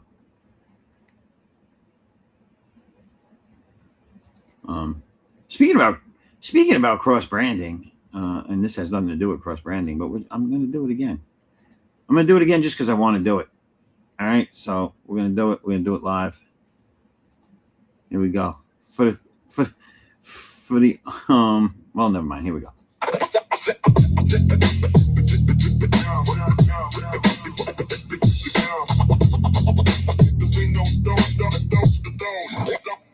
We know no bounds. Imagination in the atmosphere is going down around a campfire. Pull up a chair, got the indie comic creators and their creations in here. Let's fucking go. Big titty hoes and muscle head superpowers in sci-fi. Come through to the campfire. Let's fucking go. Big titty hoes. Big titty hoes and muscle head superpowers in sci-fi. Come through to the campfire. We know no bounds. Imagination in the atmosphere is going down around the campfire. Pull up a chair, got the indie comic creators and their creations in here. Let's fucking go. Big titty hoes and muscle head superpowers in sci-fi. Come through to the campfire. Let's fucking go. Big titty hoes and muscle head superpowers. There it is.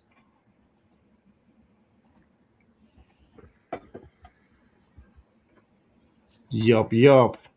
Word shit. Them damn big titty hoes. It's all their fault. Don't fall over. Anyway, what had happened? What had happened was, I don't know. As long as I can somehow manage to keep getting my book out. that's the only important thing, really. Is like, build up good relations. Speak professionally. Yeah. And look, if somebody can't take professional speech, then fuck them. Move on. Right. Like, look, the biggest fish in the pond are small fucking fish. Like, and I mean, yeah, treat, professionally, right? They're a larger company than you are. Treat them with a little bit of respect. But at the same time, they're not your supervisor. You're not my supervisor. I call it treat them with professional courtesy because Yeah. respect is earned. Yeah, it's true. Professional courtesy. Treat them with professional courtesy, and just be aware of the ultimate mission statement, and that is, like, why are you here? Right? If the answer is to make a buck, congratulations, you're a grifter. If you're here to, entertain, tell some stories, Well, I mean, I and don't know. and hopefully make a buck, well, I don't then Have you you're been- in the right place. You went to art school, Tank? No. Oh, okay. I was No, I took art for one semester when I was at college. I was majoring in oceanography. okay. And I got an F. I wasn't asking for any critical reason. I was asking because maybe you've heard of this before, but back in the day, at least when I was in high school and then going into college, Right. a lot of people thought that going to art school was the easy way to get out and get a degree. Oh yeah. Oh, I can make my parents happy and I can get off easy because it's art school. I don't got to do shit there. Oh yeah. No. I'm yeah. And I feel that's what we got a lot of in this space is not exactly the same, but a lot of people that got into it because they feel, oh, that's easy. I'm going to do that. That's an easy buck. Yeah. Well, and no, it's funny too, because we do get a lot of those folks, and then when they don't get their magical returns, they get all butthurt. Right. Right. And it's like, yeah, but you said you were going to help me make $1 million. And it's like, bro, We talk each other up all the time. Right. It's just talk, dude. Because until it manifests in your hands, it's all pipe dreams. Well, also, I could tell a million people. Like, let's say I had a huge crowd, right? Mhm. Now, mind you, for me, I'm a small nobody, dude. I have 19 people watching right now. I think that's fabulous. Yeah, hell yeah, that's great. And that's not the final numbers. I usually end up with 40, 50 people that have watched the show. Right. That's 40 or 50 people that if you came on here would hear about you, could see your book. If I like I had the two guys on earlier. Okay, so maybe half of that got to see them because the earlier show doesn't do as well. But that's that many more people that potentially have now seen your stuff and might buy it or might back it. And that's all anyone can offer you. Like, to go on someone's show, especially some of these guys that went on regularly and they got ass hurt that they didn't get pushed. Well, oh yeah, I know. You didn't make my campaign make all the money. My answer to them is, dickhead, you should have never got that. So I get a little jaded when I see these stories because I'm like, had you let me on, I would have been grateful for the opportunity to just be on. Right. Have someone see my stuff. I would never turn to you and say, hey, go F yourself because I didn't get as many backers as I thought. Yeah, no, dude. I always thought that behavior is kind of soft, man. Yeah. It's like, dude. I went on Andy's show on my first campaign and second campaign just to get people to see it. Right. And to talk about it with him, who's someone that I feel is respected and whatever. I know I respect him. And that was it. That's all I asked for. I was very grateful that he had me on. You know what I'm saying? Thanked him a million times. And that's it. I got 5 people from the first show. I don't remember if I got anybody from the second show, but I got 5 people from the first time he had me on. Back my camp. And they didn't drop. So that was good. Nice. But those 5 people were like $200 something, maybe more. Right. Because that's what it ends up being once you factor in all the costs. Anyway, I didn't go on there going, oh man, he's been getting like $80,000 for his campaign, and I only got 5 people. Fuck that shit. Like, who does? Right. Like, who does that?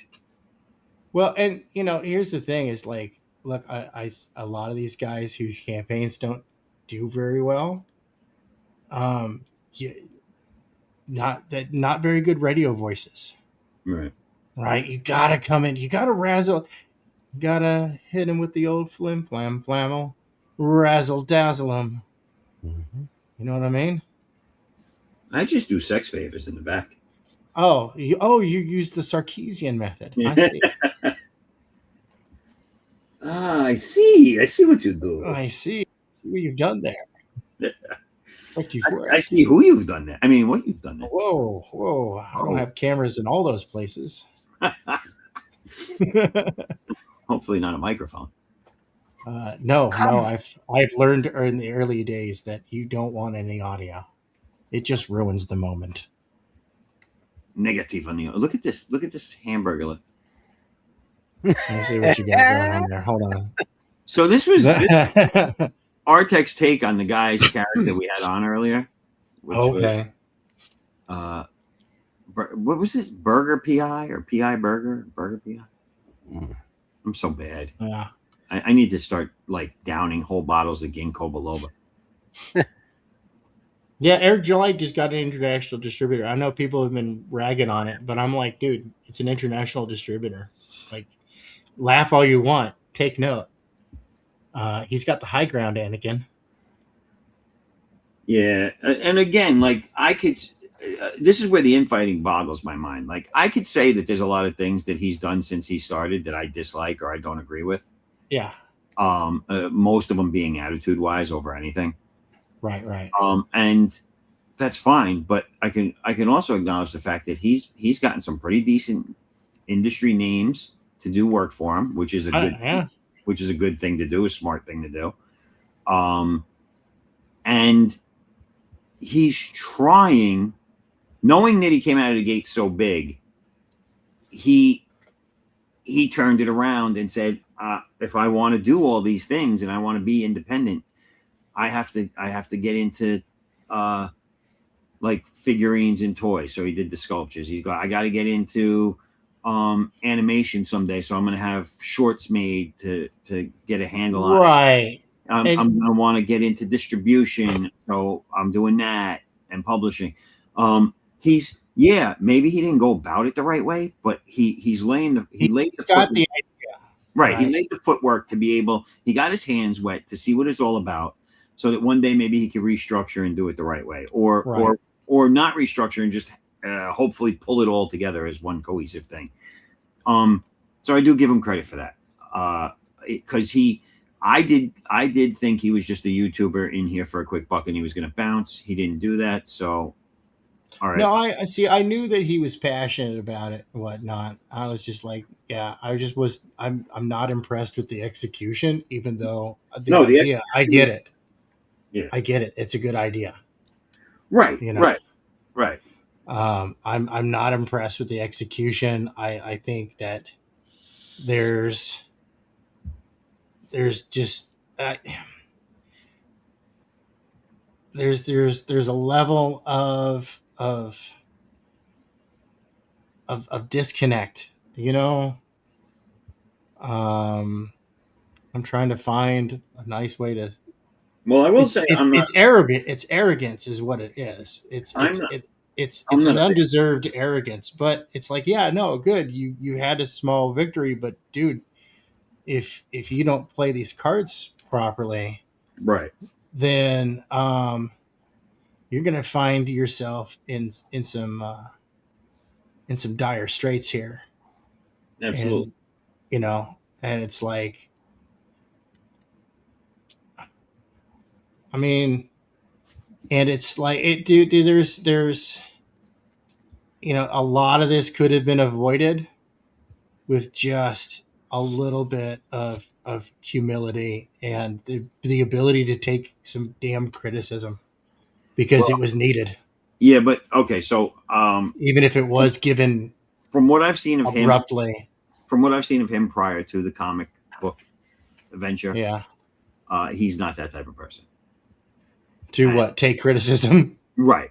Yeah, no, that's become absolutely painfully apparent. But I think and I don't know much about where he came from, but I think it's something that he one day in his head said, I'm never gonna let someone put me down or keep me down again, and f the haters, and in turn that made him less susceptible to actual criticism.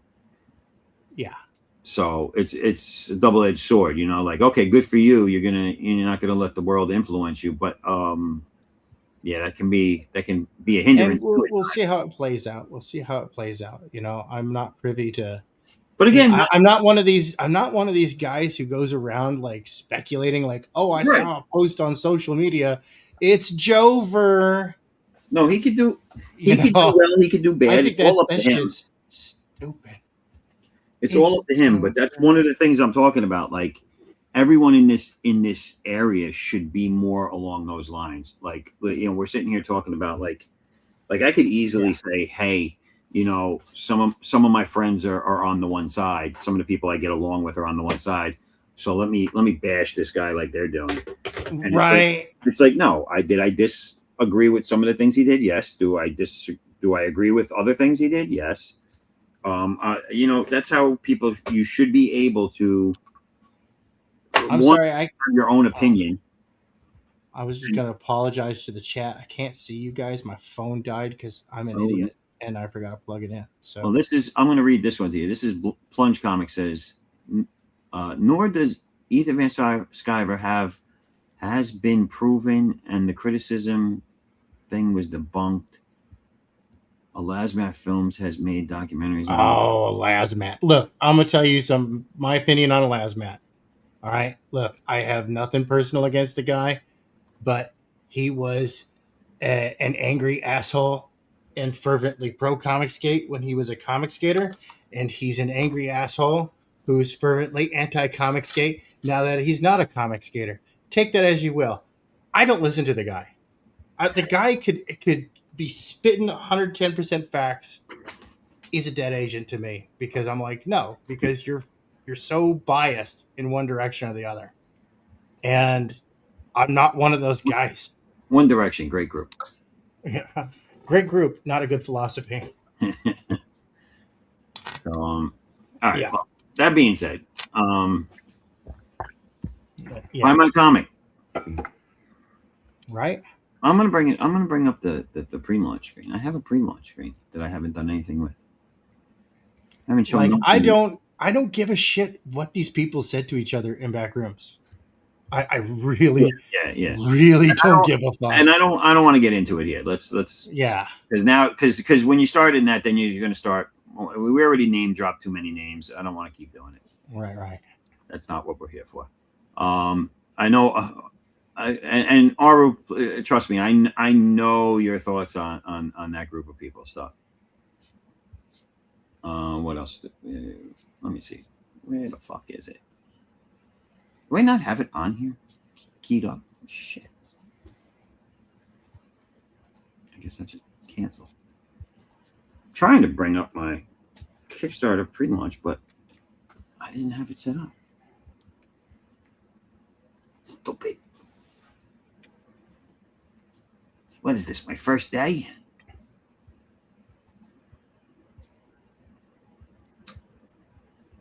Is it good? Verify that I'm a human being. Yeah, you gotta verify you're a human being. Although that doesn't always work.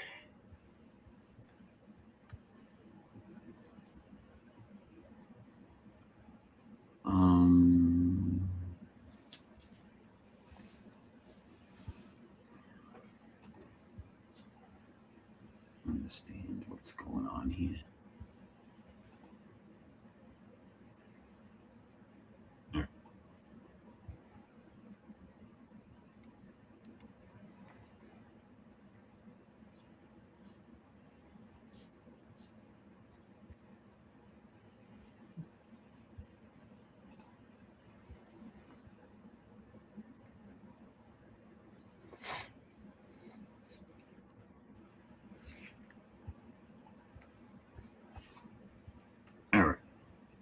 I got it all set up now, I think. I'm not sure. All right, I'm going to drop in the chat. This is the link to my pre-launch sign-up page. If everybody in the chat and watching could just click on the link, go over and sign up. Help me get some of the numbers up. I haven't really pushed this hard. I've put a couple posts about it so far, but not much. But yeah, go on. It's June 6th is the tentative date for launching right this second. And that's what I'm going to try and stick to, but I'm not 100% sure. Let me bring up the page, which is it's right over here. It's right over here, I tell you. Oh, that ain't it. Oh, shit, where the fuck did it go? Oh. Ooh.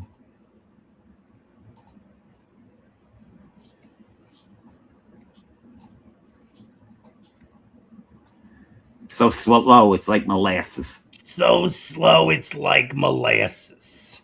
Oh, no. There it is. There it is. There's the sign-up page for Addicts Unbound Fury number 3, which is the last one in the trilogy.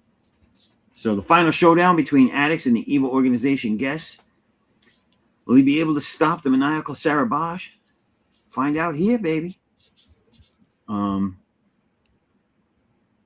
So you finally get to meet the main guy who was if you got issue 2, you finally see him towards the end. But there is a mastermind behind the organization guests, and his name is Diesel, and he's just a big, massive Mama Luke. His distinguishing outfit design is a huge, massively huge herringbone chain, if anybody remembers those from back in the day. Oh, yeah.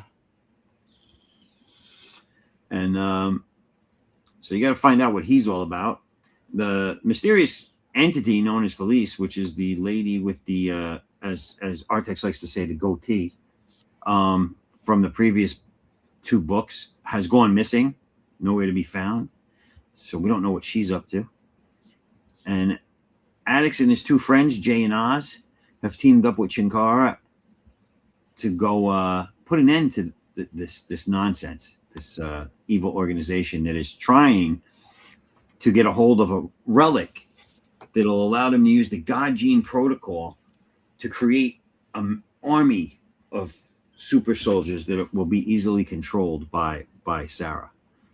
So they're trying to stop that. And you got to find out how this all works out. It's going to be an oversized issue. It's going to be 46 pages of main story with 14 pages of backup story this time. Usually 6 pages in the backup and usually 35 in the main. So all my issue 3s are going to be oversized when I do my trilogies. So this will be the first one. But you get in this story, you have a lot of action. It's a big fight sequence timed over the span of the book. But you also get a lot of flashbacks with a lot of backstory on a couple of the main characters. And what it does is it kind of brings you to why they're where they're at right now during the fight, which takes place present time. You're also going to get a glimpse. There's an epilogue for this book where you're going to get a glimpse of the next trilogy, what's coming. And you know, as always, I'll put my spoof ad in there, and also what I am going to be offering for this campaign too, just so you know, it's going to be an add-on. And what it is it's an 8-page story. Oh God. Yeah. It sucks to be mindless. It really sucks to be mindless. Ashcan, thank you. It's gonna be an 8-page ashcan of War, my character War, which is basically a female god of war that is reawoken in present day by a young girl that finds a gauntlet, and the essence of the god is in that gauntlet. But what it does is it allows her to switch places in time, the girl and the god of war. So anytime she needs to use the power to take care of something or to right some wrong or solve some problem, she's transported back in time as well, and she learns a little bit more about the gauntlet and about the legends and the myths of these beings and what they're all about. And it does have a place in the story of all of these, because the Greek gods and the North gods play a large part in my superhero portion of my universe. So yeah, it'll all wrap together eventually. I'm picking up what you're putting down. But yeah, so check it out. Go sign up on the pre-launch page. And if you sign up on the pre-launch page, just so you know, if you sign up on the pre-launch page and you end up backing a physical tier, there's going to be an exclusive with that. Also, a separate exclusive if you go and sign up and subscribe from my website and then back a physical tier. You'll get an exclusive that I give to those people as well. So you can get 2 things for free just by signing up on both and then backing. Hell yeah. So go do it. Everybody likes free shit. Hurry up and do it. Don't be a pussy. Get your free shit here. Hey, have a good dinner, Plunge. Later, Plunge. Thank you, sir. Oh, I'm not. I know, Plunge. You're not a fan of the Eric July, and it's fine. I'm not playing fence sitter. I'm just calling it as I see it. Right? There's some good and there's some bad all over the place, and this right here is part of the good. It is. This is part of the good. This is good stories. Why do you think I hang out over here? Wait, so you're making dinner and eating here. So does that mean you're done by going to bed, or you're done with your sandwich? I'm so confused. I don't know. Listen, all y'all need to know is just go over here and back my shit. That's right. Right there on the screen. Right there on the screen. Highlight it and back it. Hurry up. Go do it. Do it now. Do it now. Hey. Ja, you got to But get it's it now. late. Get it while it's hot on a Danish.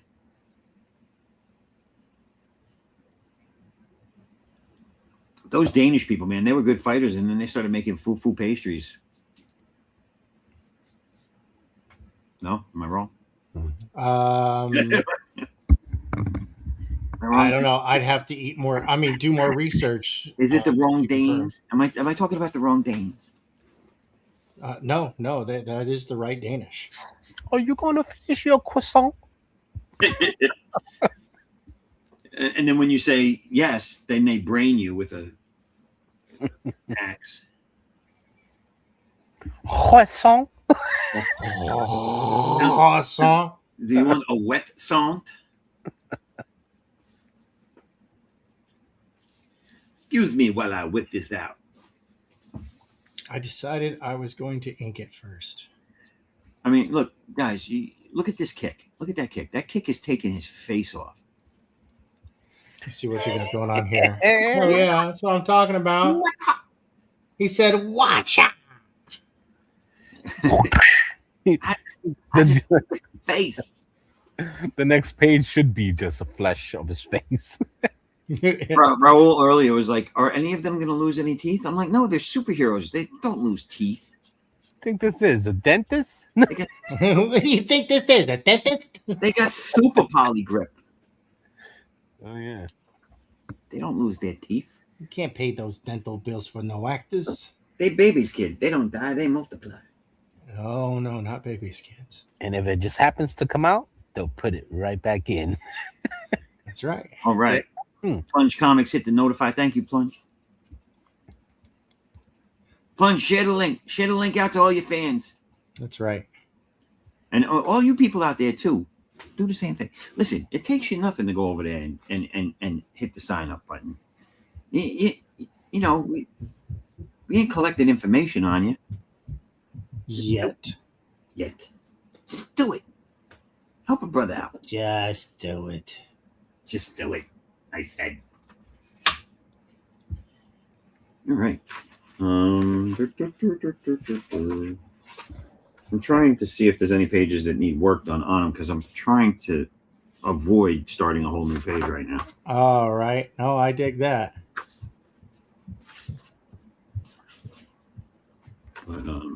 But damn, I went and did a lot of work.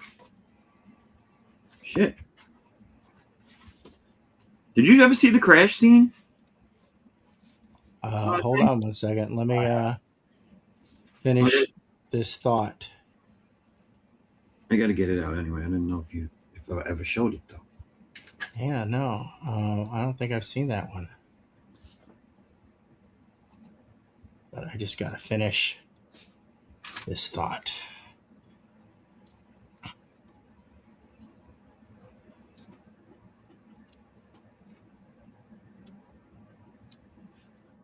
I got thoughts too. I think.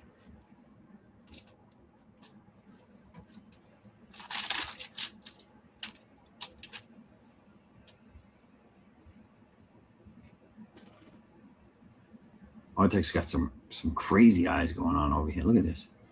Crazy eyes. Look at that shit.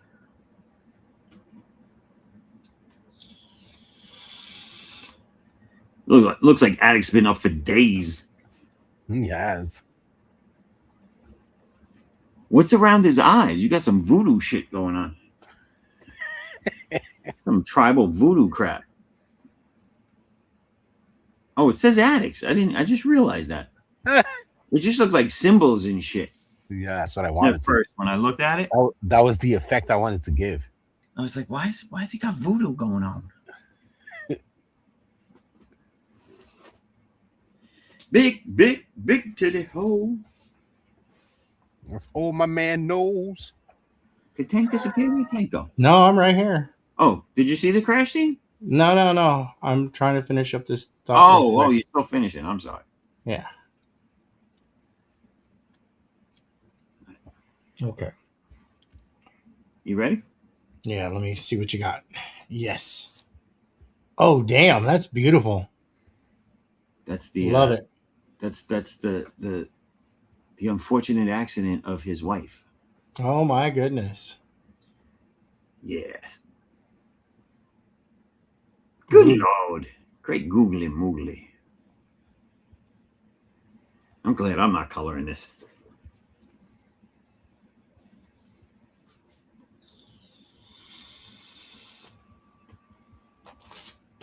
That was it. Out of crime.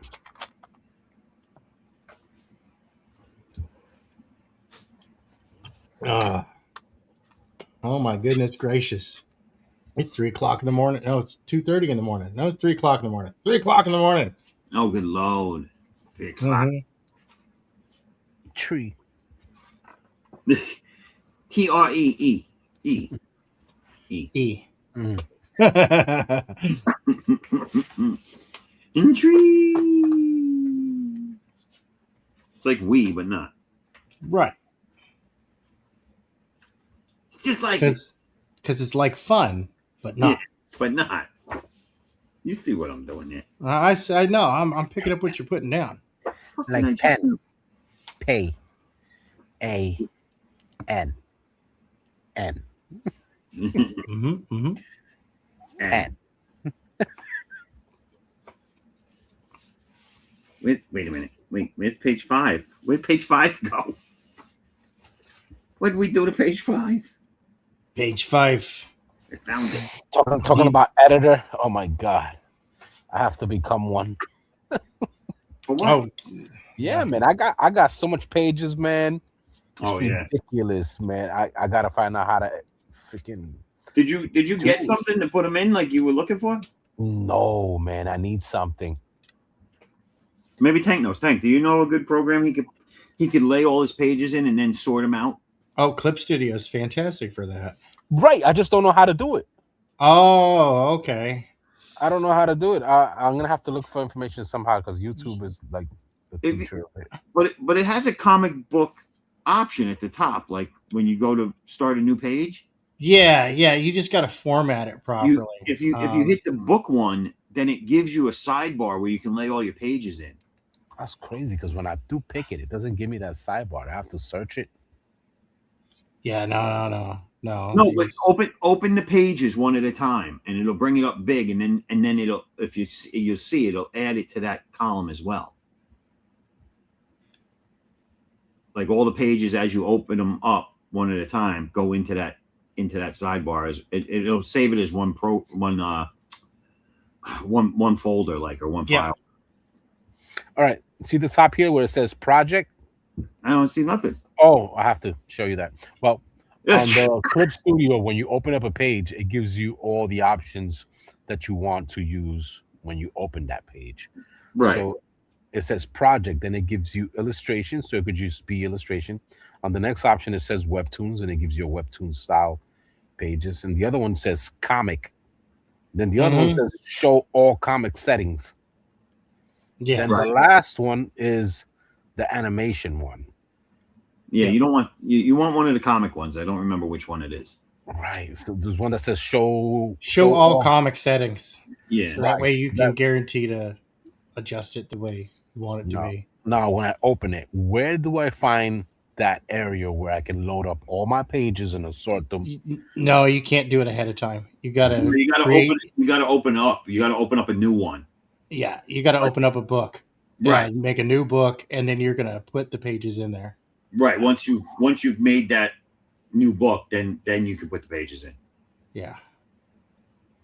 All right. I opened up a whole new comic file. Now, what's the next step? All right. So did you add? I mean, that was fast. So did you go through all the settings and make sure that they're like your formatted pages? It gives me all of that. It gives me as soon as I picked up I opened the comic book that has all the settings on it. It gives me the gutter. Okay. It gives me where Cool. No. Cool. All right. Just making sure. Now, the next step is what? Just opening each and individual page? Yep. And copy and paste your pages in there that you need to be. Oh, no. Yep. It's not that bad. You bugging. It's not that bad. No, it's just like creating a PDF, really. It is because look, I have to go through every page, make them all into PNG form or whatever format I want, and then bring them in. That is a hell of a job, dude. Oh yeah. I'm gonna be there for quite some time. I need to take out like a good 24 hours to pull that off. Yep. Probably. Wow, that's a lot, man. This should have been an easy way where it takes all the damn pages, puts them in, press fucking convert, and voila, you know. But it's No, not that I simple. feel you. And as soon as I find that program, I will let you know. Wow. Like It's I was doing this regardless. I have a little area where I was just doing that, and I just left it on one area and kept bringing yeah. them in and putting them inside the border without the gutter or all that bullshit, so they won't cry. Well, and the cool thing about doing it in Clip Studio's book format, because then you can export it, and it'll already pre-sort all your front back, you know, print Mm, file settings, and then you just hand it off to a printer, and they're mm, like, "Oh yeah, no, I know exactly how to do this. This is not going to be our regular like $300, $500 right. Yeah. processing fee. It's Mm, going to cost you $20 for our guy to sort this out." You know what I mean? ah, Because that's the world of I'm gonna have to print. become a hermit crab and Yep, shut, close my door and put do not disturb that's right. and get it up done, and then come out with a big old beard, stinking like ass and titties. Ass and titties. What it's all about. Wow, dude, I got a lot of work in my hands here. Yep, yep. That I, I is got I got tired just thinking of it. right. Man, I just thought about it. I need to take a nap. Damn. Well, I'm gonna have to freaking delete a whole bunch of stuff, make some room because I know this thing is gonna go hiccup. It's gonna start throwing up. Be like, we need virtual memory. Oh yeah, no, for real. I just went into it because I'm trying to figure out it again because it's been a while since I had it. Yeah, and all the little options up here on the comic one, I want to see what's so different because I'll be up on those little options on top and I'll be reading them off. I want to see what differences they give for choosing that option. Right. It was like, okay, why for you put it separate? Oh, because one is like really the preset the show any size is basically for if you're doing something that's not a manga. Because Yeah. it's formulated all right to fit Yeah. that standard style of comic book. Gotcha. Yep. No, I'm gonna have to go in it, smoke a big fatty, and just like See, there you go. pause the world. Like, And where just is he? I knew a guy named Artex. right. No, for real. He's somewheres. I'm gonna come out like what happened to Batman. Came back out with a big old gray beard. Hmm. I'm gonna do that. Find a cave somewhere with some sort of outlet, energy power. Get it from a lamppost. That's right. Yeah. Big old boulder as a door. Where the one thing I can't find is how to get that where you can see all your pages, Tank.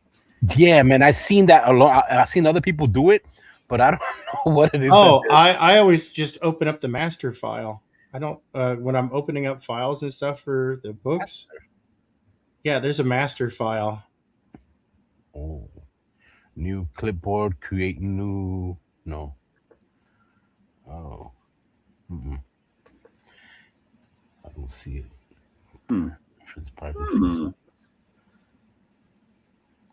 Hmm. Yeah, this is terrible.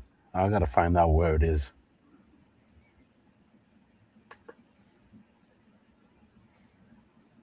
Layer. Nope. Correction. View. That might be it.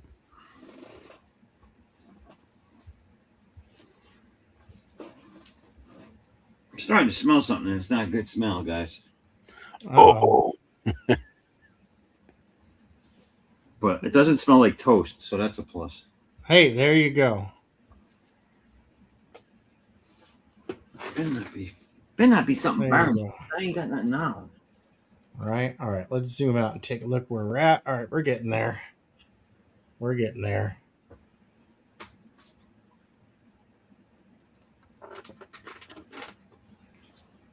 Yeah, Cosmic Grandpa, my favorite late night artists at 3 a.m. on the Madness. That's it, brother. What's up, Cosmic? What's going on, Cos?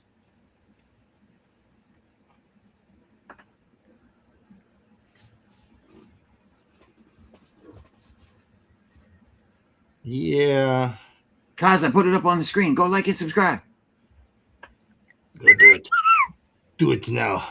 It's my pre-launch. Go check it out. Yes, go do it now. I don't do it now.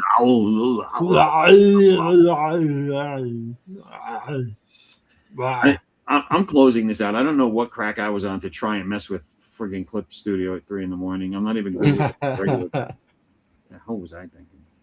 Yeah, I gotta get into that, figure that out. Because that Comic Life thing, they just started charging. Oh no. Yeah, I like I told him, I said I got it like a couple of years ago, so I'm still getting it for free. But It's gotten to the point where it's a viable product, huh? Mm-hmm. I guess And yeah, they have to updated charge for it. Like, hey, it works. Stop charging this. I mean, that is the pervading philosophy, right? Mm-hmm. It works, and people love it. I think we should start. How much you think we should charge them for this? Yeah, no, for real. It reminds me of the Frog Brothers. How much you think we should charge them for this? Right. charge him all the money.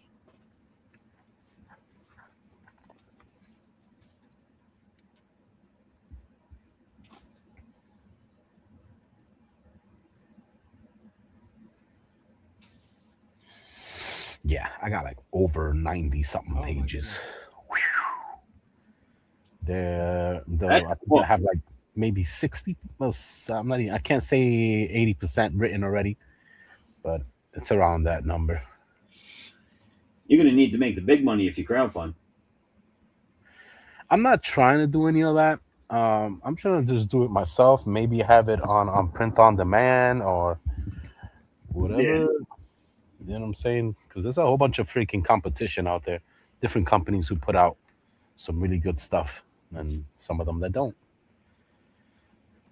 Yeah. I know a friend of mine did something on Amazon where he adjusted the size to make it fit comic book wise, and he managed to pull it off, and he got it on print on demand on Amazon, and they didn't do a bad job. Pretty decent. No. Yeah. I mean, yeah, no, dude. Like, there's so many options out there, but like, these guys, they get stuck on the people who advertise at the conventions. Like, they're the only game in town. Right. And I was talking to Matthew Creek. We're talking to him earlier today, and he was like, "Yeah, no, I got my books done at a local printer, and they came out great." Yeah. See? And he got a good deal on it. That's what I'm saying, man. If you get a good dude to do it for cheap, hey, jump on it, because they want like 700, 800. They ain't playing no games. Yeah. I remember Matthew. I remember him. Oh, Yeah. that's the guy who just went blatantly on your show and was like, I don't like it. Yeah. Well, I mean, How do you get more customers? I He's- only got 450 something thousand. Nah. I mean, to be fair, he is on the spectrum. So No, I know. We know.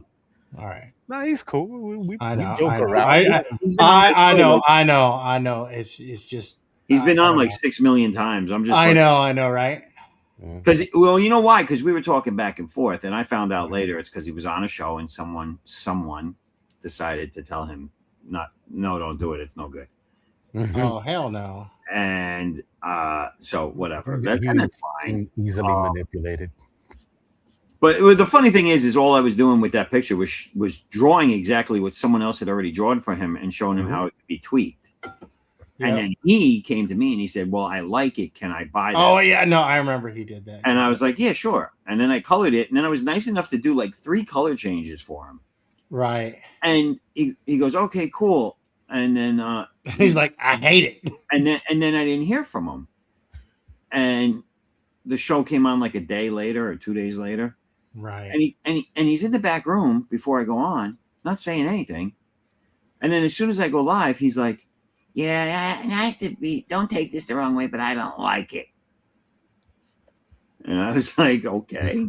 Well, I mean, hey, look, it's funny because I've had a few times where it's like I've done something for a client, and Thank you, sir. and then they're like, they look at it, they're like, this is exactly what I wanted. I hate it. Yeah, there was they did all the rest in private. All the rest should have been finished in private. You're right. I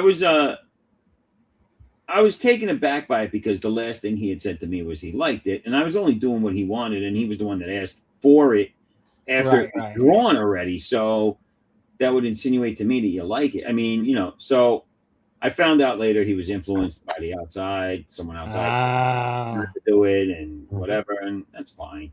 But I was just kind of like, I was giving him shit. I remember. Because that was an occurring joke. Yeah. A reoccurring joke. It's the what is that? The comedy hour. I don't know. I like Matthew. He's a nice guy. Scumbag. Yeah. No, he's a good guy. Comic relief. I'm sure he's heard me rage about it, making fun of it. So I haven't heard from him since then. Oh no. I forget sometimes that, like, when you are on the spectrum, when you aren't like everybody else, that sometimes you don't get. Yeah, sometimes you have to indicate that it is joke time. Right. And then sometimes you got to be like, okay, now it is serious time. Right. Now, Zaff, do you remember the name of this character, of the hamburger dude? Julio Iglesias. Okay. No, I think that's oh God. Julio's Hamburguesas. Hamburguesas. Isn't it Burger PI? It's Burger PI. It is? Yeah, I think so. Now you're making me go look. Hold Detective Angus. Oh, man. You know Detective Angus. Making me do it. Artex always makes me do work. Angus McBurger bun. Like I came here for work or something. I like the way it came out. He might not, but I do.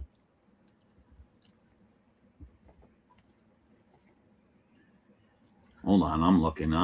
Detective Hamburguesas. Hamburger. What'd you call me? Hamburger. Hamburger. Hamburger. Oh no! I want to go to a restaurant where they serve, a big. How do I stop that? And just ask for an hamburger. Hamburger. Oh my God! You're like, no, so sorry. We only have. So sorry. So sorry. This is a Chinese restaurant. No hamburger. No hamburger. Hamburger. She's getting sadder every time. I was totally off. It's Max Burger PI. Okay. Oh, okay. No hamburger. Max double X or just one? Do you know? It's just Here Max. we go. MAX. PI. P right in the eye. How many P's? All of them. All of them. P all. What is that smell? Something's on fire. I'm on fire. Max Burger PI. Maybe it is toast. Senor Hamburguesa. I'm having the slowest stroke known to man. Hamburgueser. They just watch hamburgers fly by in the sky. Hamburgazers. Jace. Thank you guys for great late night programs. Keep up the great work. Anytime, guys. Anytime. We are here to entertain. My ass is hurting. Oh my god. No, not like that. My sciatic. You sicko. No, dude, I pinched my sciatic as well. Yeah, mine's been pinched It's for the been last 6 stupid. weeks. Mm. I'm over it. I need a bacchiotomy. A bacchiotomy. I need a bacchiotomy. Oh. It hurts. It hurts so bad. Doctor, it hurts when I do this. Then don't do that, you stupid. What am I smelling? Why is something smelling? It's gonna bother me when I go off the air. I'm gonna be walking all around the house. What is that smell?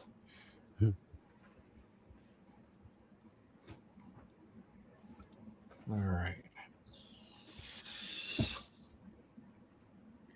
So how good is the music going so far? I gotta be promoting it more. It's I mean I'm made sales, but it hasn't managed to keep the lights on in the studio. You know what I mean? Have you made decent sales or?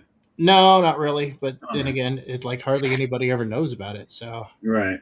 because I have been doing a terrible job at promoting it, but I've already got the distribution lined up for iTunes, Spotify. Oh, you do? Yeah, Okay. it's pretty easy to get. So I should have that set up before the end of the month. Because I'm gonna put out a single for my big titty hoes. See, there you go. It's gonna be the jam of the decade Oh yeah, in 20 years. that's what I'm talking about. Like that song, "She Ratchet." Right? Mm-hmm. All right, I think she's beating the crap out of Magneto's face enough. You think? Not sure.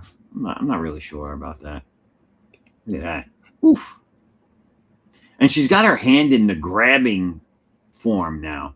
Yeah, So she's gonna go nutshot next. she's gonna do. I mean, here I'll remove the pencils, and it's like, dude, she's gonna do something, and it's not gonna be nice. So with the pencils on, go ahead. That leg came out really good.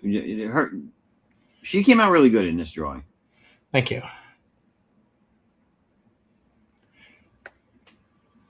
Yeah, I've been practicing some stuff behind the scenes. Yeah, but I'm talking about your drawing. Okay. I don't know about that other Yeah. stuff. I don't know about that other stuff. You talk about that other stuff. Yeah, thank you. Yeah, so I'll finish this up another time. I got to get to bed. Yeah, we're gonna be calling it a night in a few. Yeah, Sunday is cleaning day around here, and I aim to get a lot done. Well, I worked all day Mm. for overtime, and my wife, being off, she decided to go hog on the house cleaning. And Mm. so when I came home, between me coming home and her working all day while I was at work, we both kind of like crashed.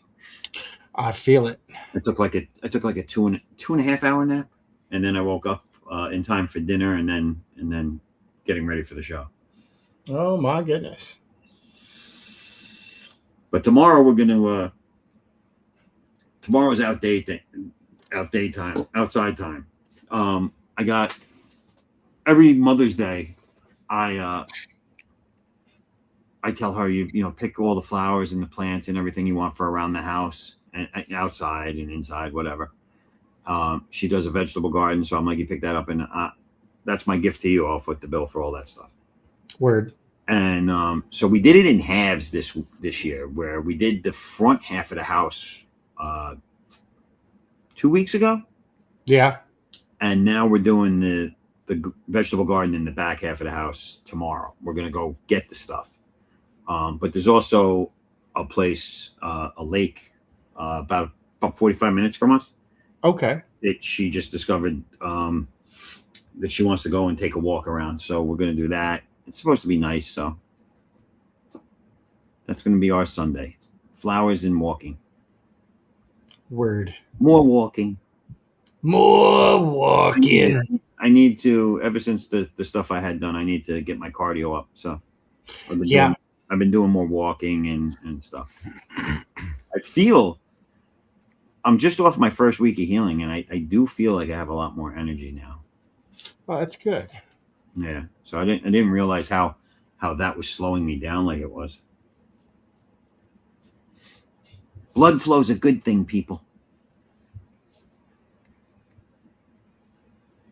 Yes, it is. And I don't mean like stabbing someone on your carpet. No, that's bad. That's the bad type. Oh damn! I'll be right back. I need to get cleaning products. Shit, I should have started with the disclaimer.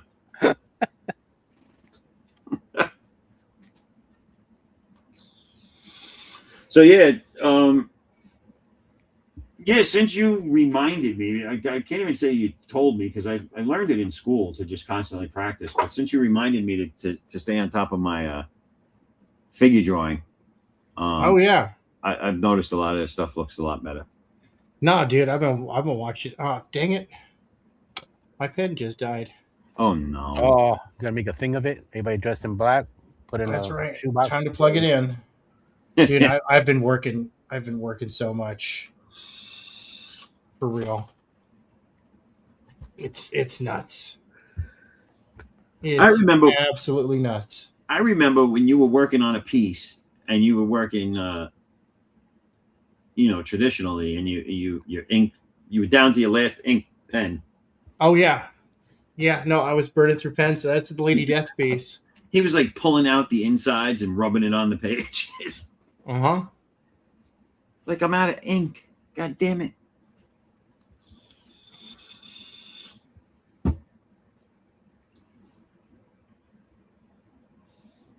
And I'm an art supply whore, dude. Like I buy art supplies even when I'm not in the market for them, and I just have so many I don't think I could ever use them all. I'm like, You know what's crazy? What bothers me now, since I don't use much of that stuff anymore, and when I do, I have stuff that I put away, and I see the kids playing around with markers and shit, and I see highlighters all over the floor. I be like, "Oh my god, why?" Want to pick it up and like try shit, to hoard it. I need that. Like, no, you don't. You got a ton of them. Nah, dude. I like it. I'm bad with it, man. It's a disease. It's a disease. If I go out, even if I don't need something, but if I go to an art supply store or near one, or I'm out with someone else and we an ink pen. come across something cool, I buy it, and I'm like, ooh, a brush pen. I love brush pens. Yeah, dude. It's like I don't know what to do. I don't know. Is there a club? Can I rub an ointment on it? It's so bad that stuff that I still had holdover from like college and my early 20s, maybe 5 years ago, they were still good. I went through everything, test everything. I had a lot of paper that I would never use, like packets of paper and sketchbooks, and I literally donated it to a local elementary school, their art department. Oh yeah. And I mean, it was so much free shit that they're like, oh, we'll name a wing after you. Well, that's funny. It was just a lot of stuff. They were like, oh my god, are you serious? You're just giving this stuff? So I was like, yeah. Like, I'll never use it all. Right. And I can't just throw it out. I can't make myself just throw it out. So it's got to go somewhere. I got freaking jars filled with pens and markers. Like, stop. Oh, dude. So back on the health thing real quick for a second. So I had a stint put in 2 weeks ago, right? So right. I'm on all this medication now, just to, blood thinners and stuff to stop it from clogging, all this stuff. Like, but so I take 6 different vitamins, six different pills, and split between day and night. But my wife is really good because she took care of her parents when they were alive, their medication, and she's really good with separating things and distributing. She's got a pill case for me now and everything with the days of the week, AM, PM, whatever. So she sets it all up. But I'm there, and I popped them 2 days in a row the way she laid them out. And for some reason, this morning when I get up to take them, I'm like, I just decided to count them. And I'm realizing there's an extra pill. Uh-oh. And I'm like, and then I realized that all the days that are still remaining have that extra pill in them as well. So now I started freaking out because there's certain things you don't want to take two of. Right. And I'm like, oh, fuck. And I hadn't, yesterday yesterday and the day before, I started burping up eggs and I did not eat eggs. What? Uh-oh. And I was like, that's not good. So it turns out she was giving me double the dosage of just regular aspirin. Oh. Which is not good to be doing either. Like, No. Especially when you're on other medication.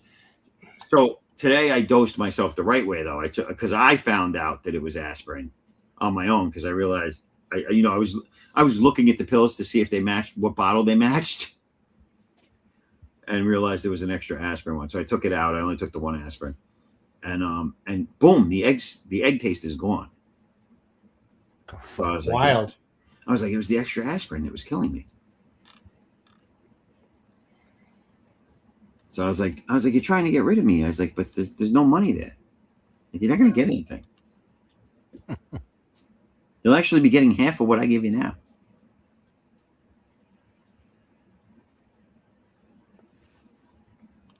Okay. Wild. So that was it. My wife was trying to kill me. Well, I mean, I can't blame her, but I mean, all right, kudos. if It was a worthy try. you can get away with it, then fucking do it.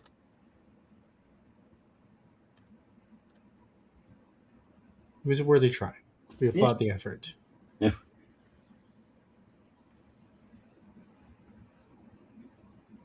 We do. We applaud the effort. Now, better luck next time.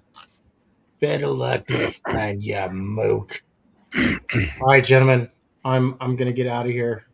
All right. Thank you very much for having me. Always good to hang out with you guys. Definitely. Thanks for being on, and it was very entertaining this evening. Right. Yes, yes. Yes, it was. Entertaining. It was good conversation. Good conversations we had.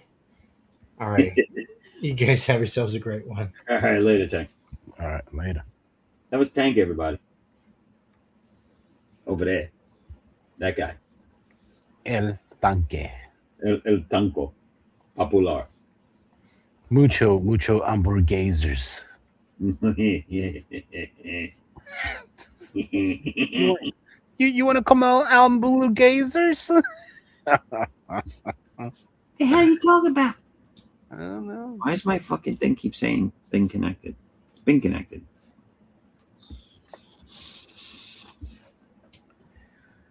Oh, you guys can't even see what I'm drawing. That's what I was drawing. For anybody that missed it, that's still here. That's what I was drawing. These two mookalooks in a truck. I need to know if he's got a watch on.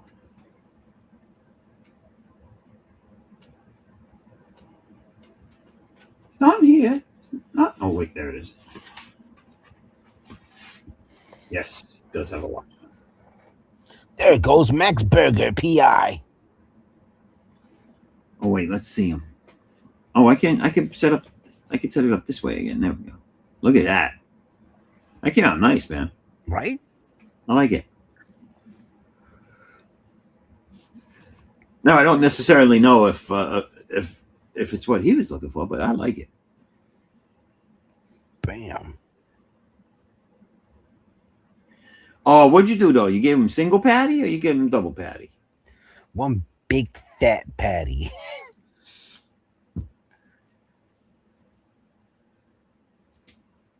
I guess the bottom bun is his bottom jaw. The top is the eyes. I don't know. I thought he had two patties. Well, that's just my rendition, I guess, because I couldn't Well, figure yeah. out. At first, I thought his was a duck bill. But he I said like the cheese. The cheese does look like a duck bill. I tried to give him character. Couldn't Just be the Hamburglar. Max Burger PI. That looks cool. I like it. I like it. Well, see, you got to admit he inspired you, Oh yeah, I love the story. I like the fact that it's not right. right?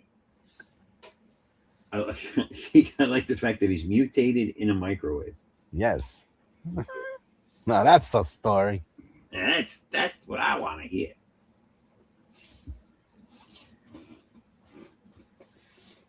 I like it. It looks like something you can go somewhere to get a burger. Yep. Let's go to Max Burger PIs.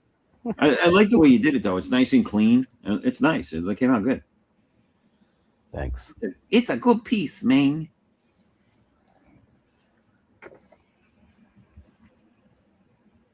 All right. So let me bring this up again. I'm going to take this down for a minute. Bring this up again. Everybody, I just want to remind you all that the pre-launch page for Addicts Unbound Fury 3 is active. Please go over there and click on the Notify Me on Launch button, and that'll sign you up for any upcoming information on it and when it drops. And then back it when it launches. It's going to launch right now. It's scheduled to be launched on June 6th. I am currently, as you see, working on the pages.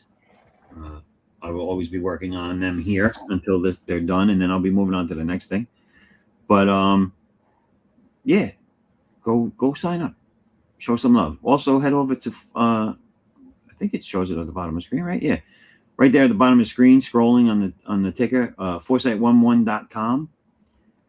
The link to, if you go there and subscribe, also the link is there for it, and all my social media links are there as well. So, head on over there, check out the site, and go sign up on all my follow me, like me, whatever, on all my social media, and follow the campaign. It would be much appreciated. I don't know what the hell this smell is. It's starting to scare me. What is it? Toxic? Is gassy? What? I don't know what the fuck it is, bro. It smells like gas. I mean, it could be. If it was gas and I was smelling it this much, I'd be dead already. What about the dog? Did he do anything? No, it's not that kind of smell. It's something's going on. It almost smells like a component fried. But so nothing's down. Like a burnt plastic? Yeah, but nothing's, no, not burnt plastic. Just like a fuse? Maybe melted metal. I don't know how to describe it. It's faint. It's not really thick, the smell. It's not gas, because real gas don't have a smell. That smell's added. Like solder? Yeah, like a low intensity solder smell. It might be the wire to your but everything's there's no smoke, and everything's working still. So I don't know. It might be my chair, because my chair is off now.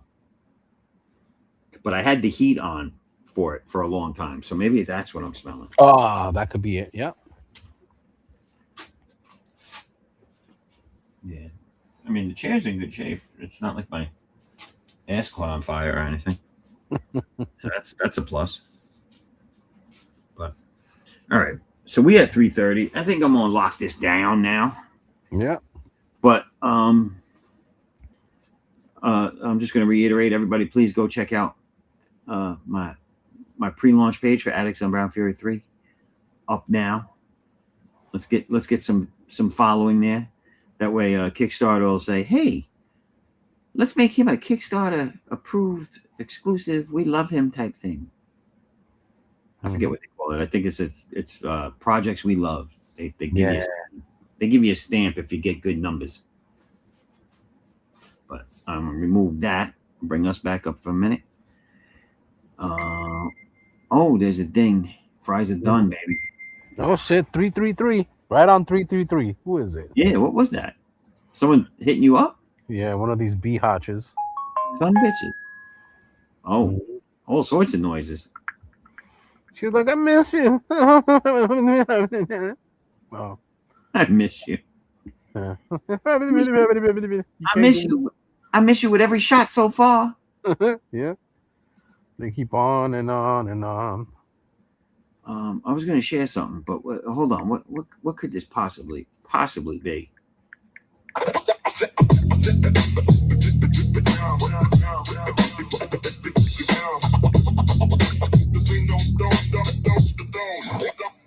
We know no bounds. Imagination in the atmosphere is going down around the campfire. Pull up a chair, got the indie comic creators and their creations in here. Let's fucking go. Big titty hoes and muscle heads, superpowers and sci-fi. Come through to the campfire. Let's fucking go. Big titty hoes, big titty hoes and muscle heads, superpowers and sci-fi. Come through to the campfire. We know no bounds. Imagination in the atmosphere is going down around the campfire. Pull up a chair, got the indie comic creators and their creations in here. Let's fucking go. Big titty hoes and muscle heads, superpowers and sci-fi. Come through to the campfire. Let's fucking go. Big titty hoes and muscle heads, superpowers. Right. That's right. So I'm gonna save this Max Burger PI thing, and maybe I should post it with his name. I don't know what was his name. William Byrne. William Byrne. All right. Byrne.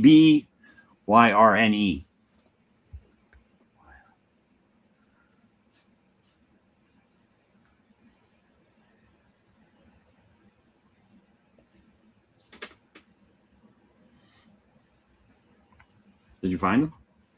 No, I'm just trying to flatten this design so I can put it. Oh, let me get rid of this. Just save this in a PNG form.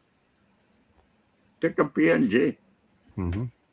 What the PNGs? That's my favorite. Go ahead.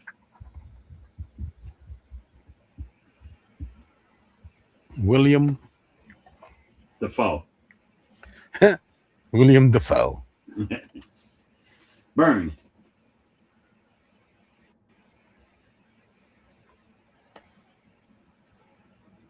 But not like the victim.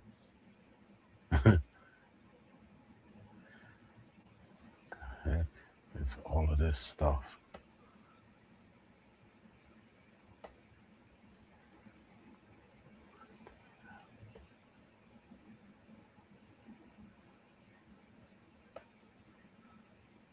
Damn, it's crazy. Once you go on Facebook, it's like, no, everybody want to get at me. I just saw the video you put up of the mask you made. Oh yeah, That was pretty cool. I love it, yo. It's freaking clean, man. I just gotta finish it up. I gotta clean it, all the little discrepancies that I left. Right. Smooth it all out. Make sure that it's like pristine. So when I do a mold out of it, it's gonna be just perfect. Nice. How do I do this? I put at, right? I think so. What the hell is at? I don't know. It's weird. I think if they're in your friends list, you just put their name and it puts the link up. But I don't know how it works. Well, no Burns, only Shatners and Johnsons. Only Shat. Yeah, send it to Shat. Yeah, Shat.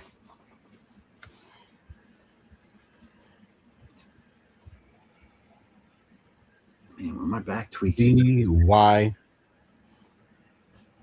I think so. Yeah. Let me look at mine. Yeah, and the William Byrne that shows up here is some older lady and some kid on the side. I don't know. Yes, that's him. Yeah. There's two people side by side, right? Two heads. Yeah, some kid and an older lady. That's the one. All right, and Hashtag Burger. What's his name? Max Burger. Who is it? Max. Oh, What's Max his- Burke, PI. Right.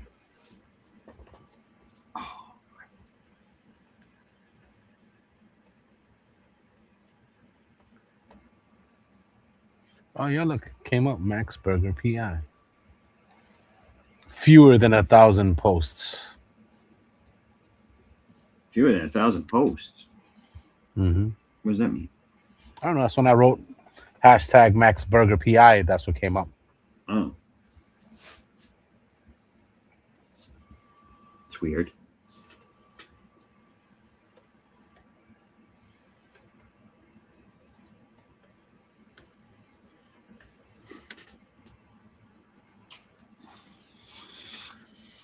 All right, I'm gonna put your screen back up, and when you're ready, just let the people know where they can find you and what you're all about.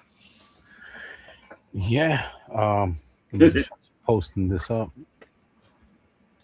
Yeah, man. If you need a product made, a mask, a cover, a title, a key for your comic, hit me up. That's what I do best. I like doing covers and stuff like that. I'm on Facebook, Edwin Artex Badillo. When you see it, you're gonna see Artex Tattoo Gothics, because that's what I mainly do. That's how I get paid. But I do it all type of artistry. Nice.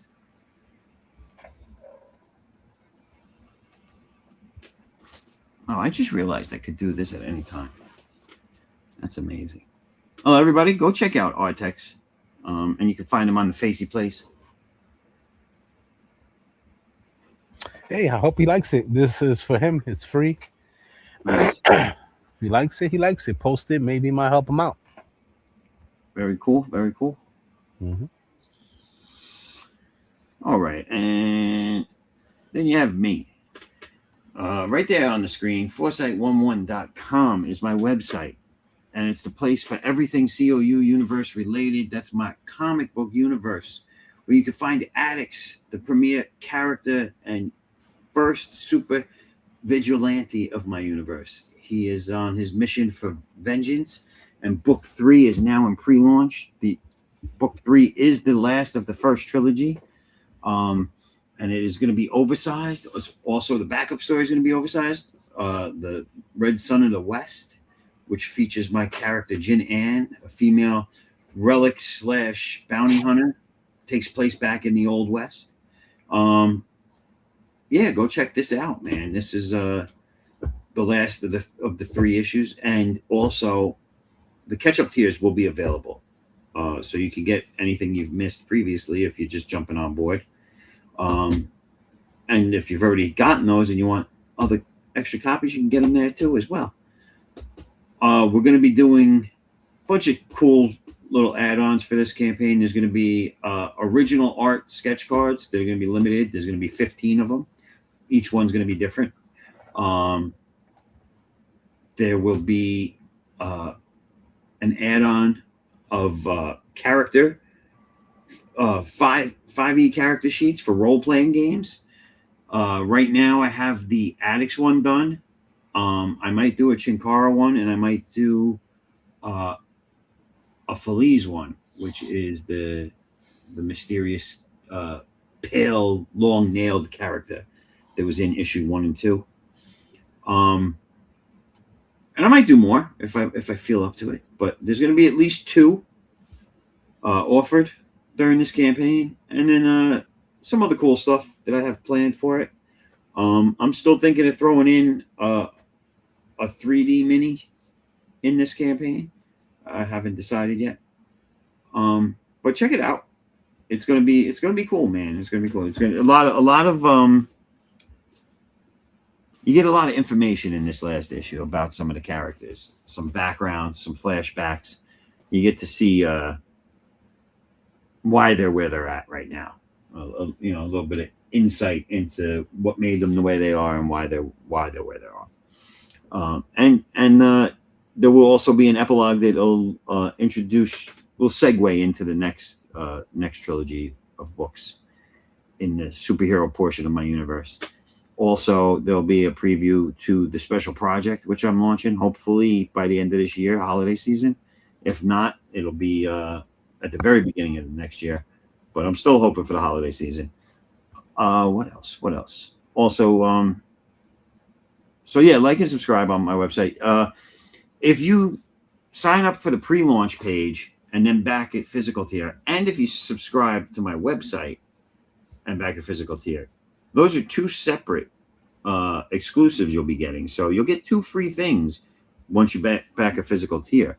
So I would suggest go subscribe and sign up for both of those things. Can't hurt, right? And if you're worried about getting a lot of emails, I don't email a lot. I do most of my updates on the website.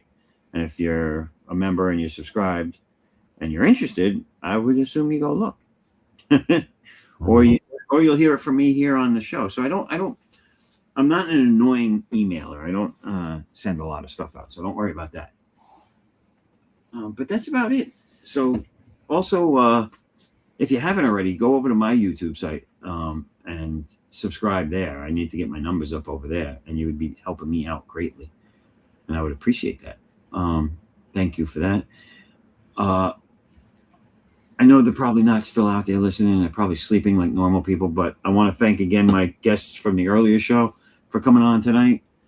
And I also want to thank everyone out there in the chat and everyone out there just watching and listening along. Thank you for spending the time with us and being here. I want to thank Tank for coming out and hanging with us. Addie, she came out and hung with us on the first show for a little bit. And I want to thank Artex, as always, for being here and hanging out, chilling. You're welcome. Wasting the night away with me. Yeah. Into the wee hours of the morning. Well, the wee people. And I want to thank Arnold for dropping in. Oh, you're very welcome. That was more of like a Scottish Arnold. At 3:45 in the morning, I mean, that's what you get. You get what you get. But all right. Oh, wait, let me put both. This is Arnold from the Netherlands. From the Netherlands. It's the Irish Arnold. You gotta be fucking yourself. Hey, get your own horse to the chopper. Yeah, we got to get to the chopper. We got to go to sleep. We got to feed the dog. We got to spank the monkey. We got to do things. Come on, let's go. All right, Arnold, relax. We'll be right there. All right, everybody. That's about as much as my mind can be going. I gotta go figure out why my brain smells like this. Yeah, your brain. Figure it out. But all right, I'm gonna leave you guys with a little outro, a little C.O.U. universe love. But thank you all again, and see you next week. Don't forget to be here next Saturday, same time, same place. Peace, everybody.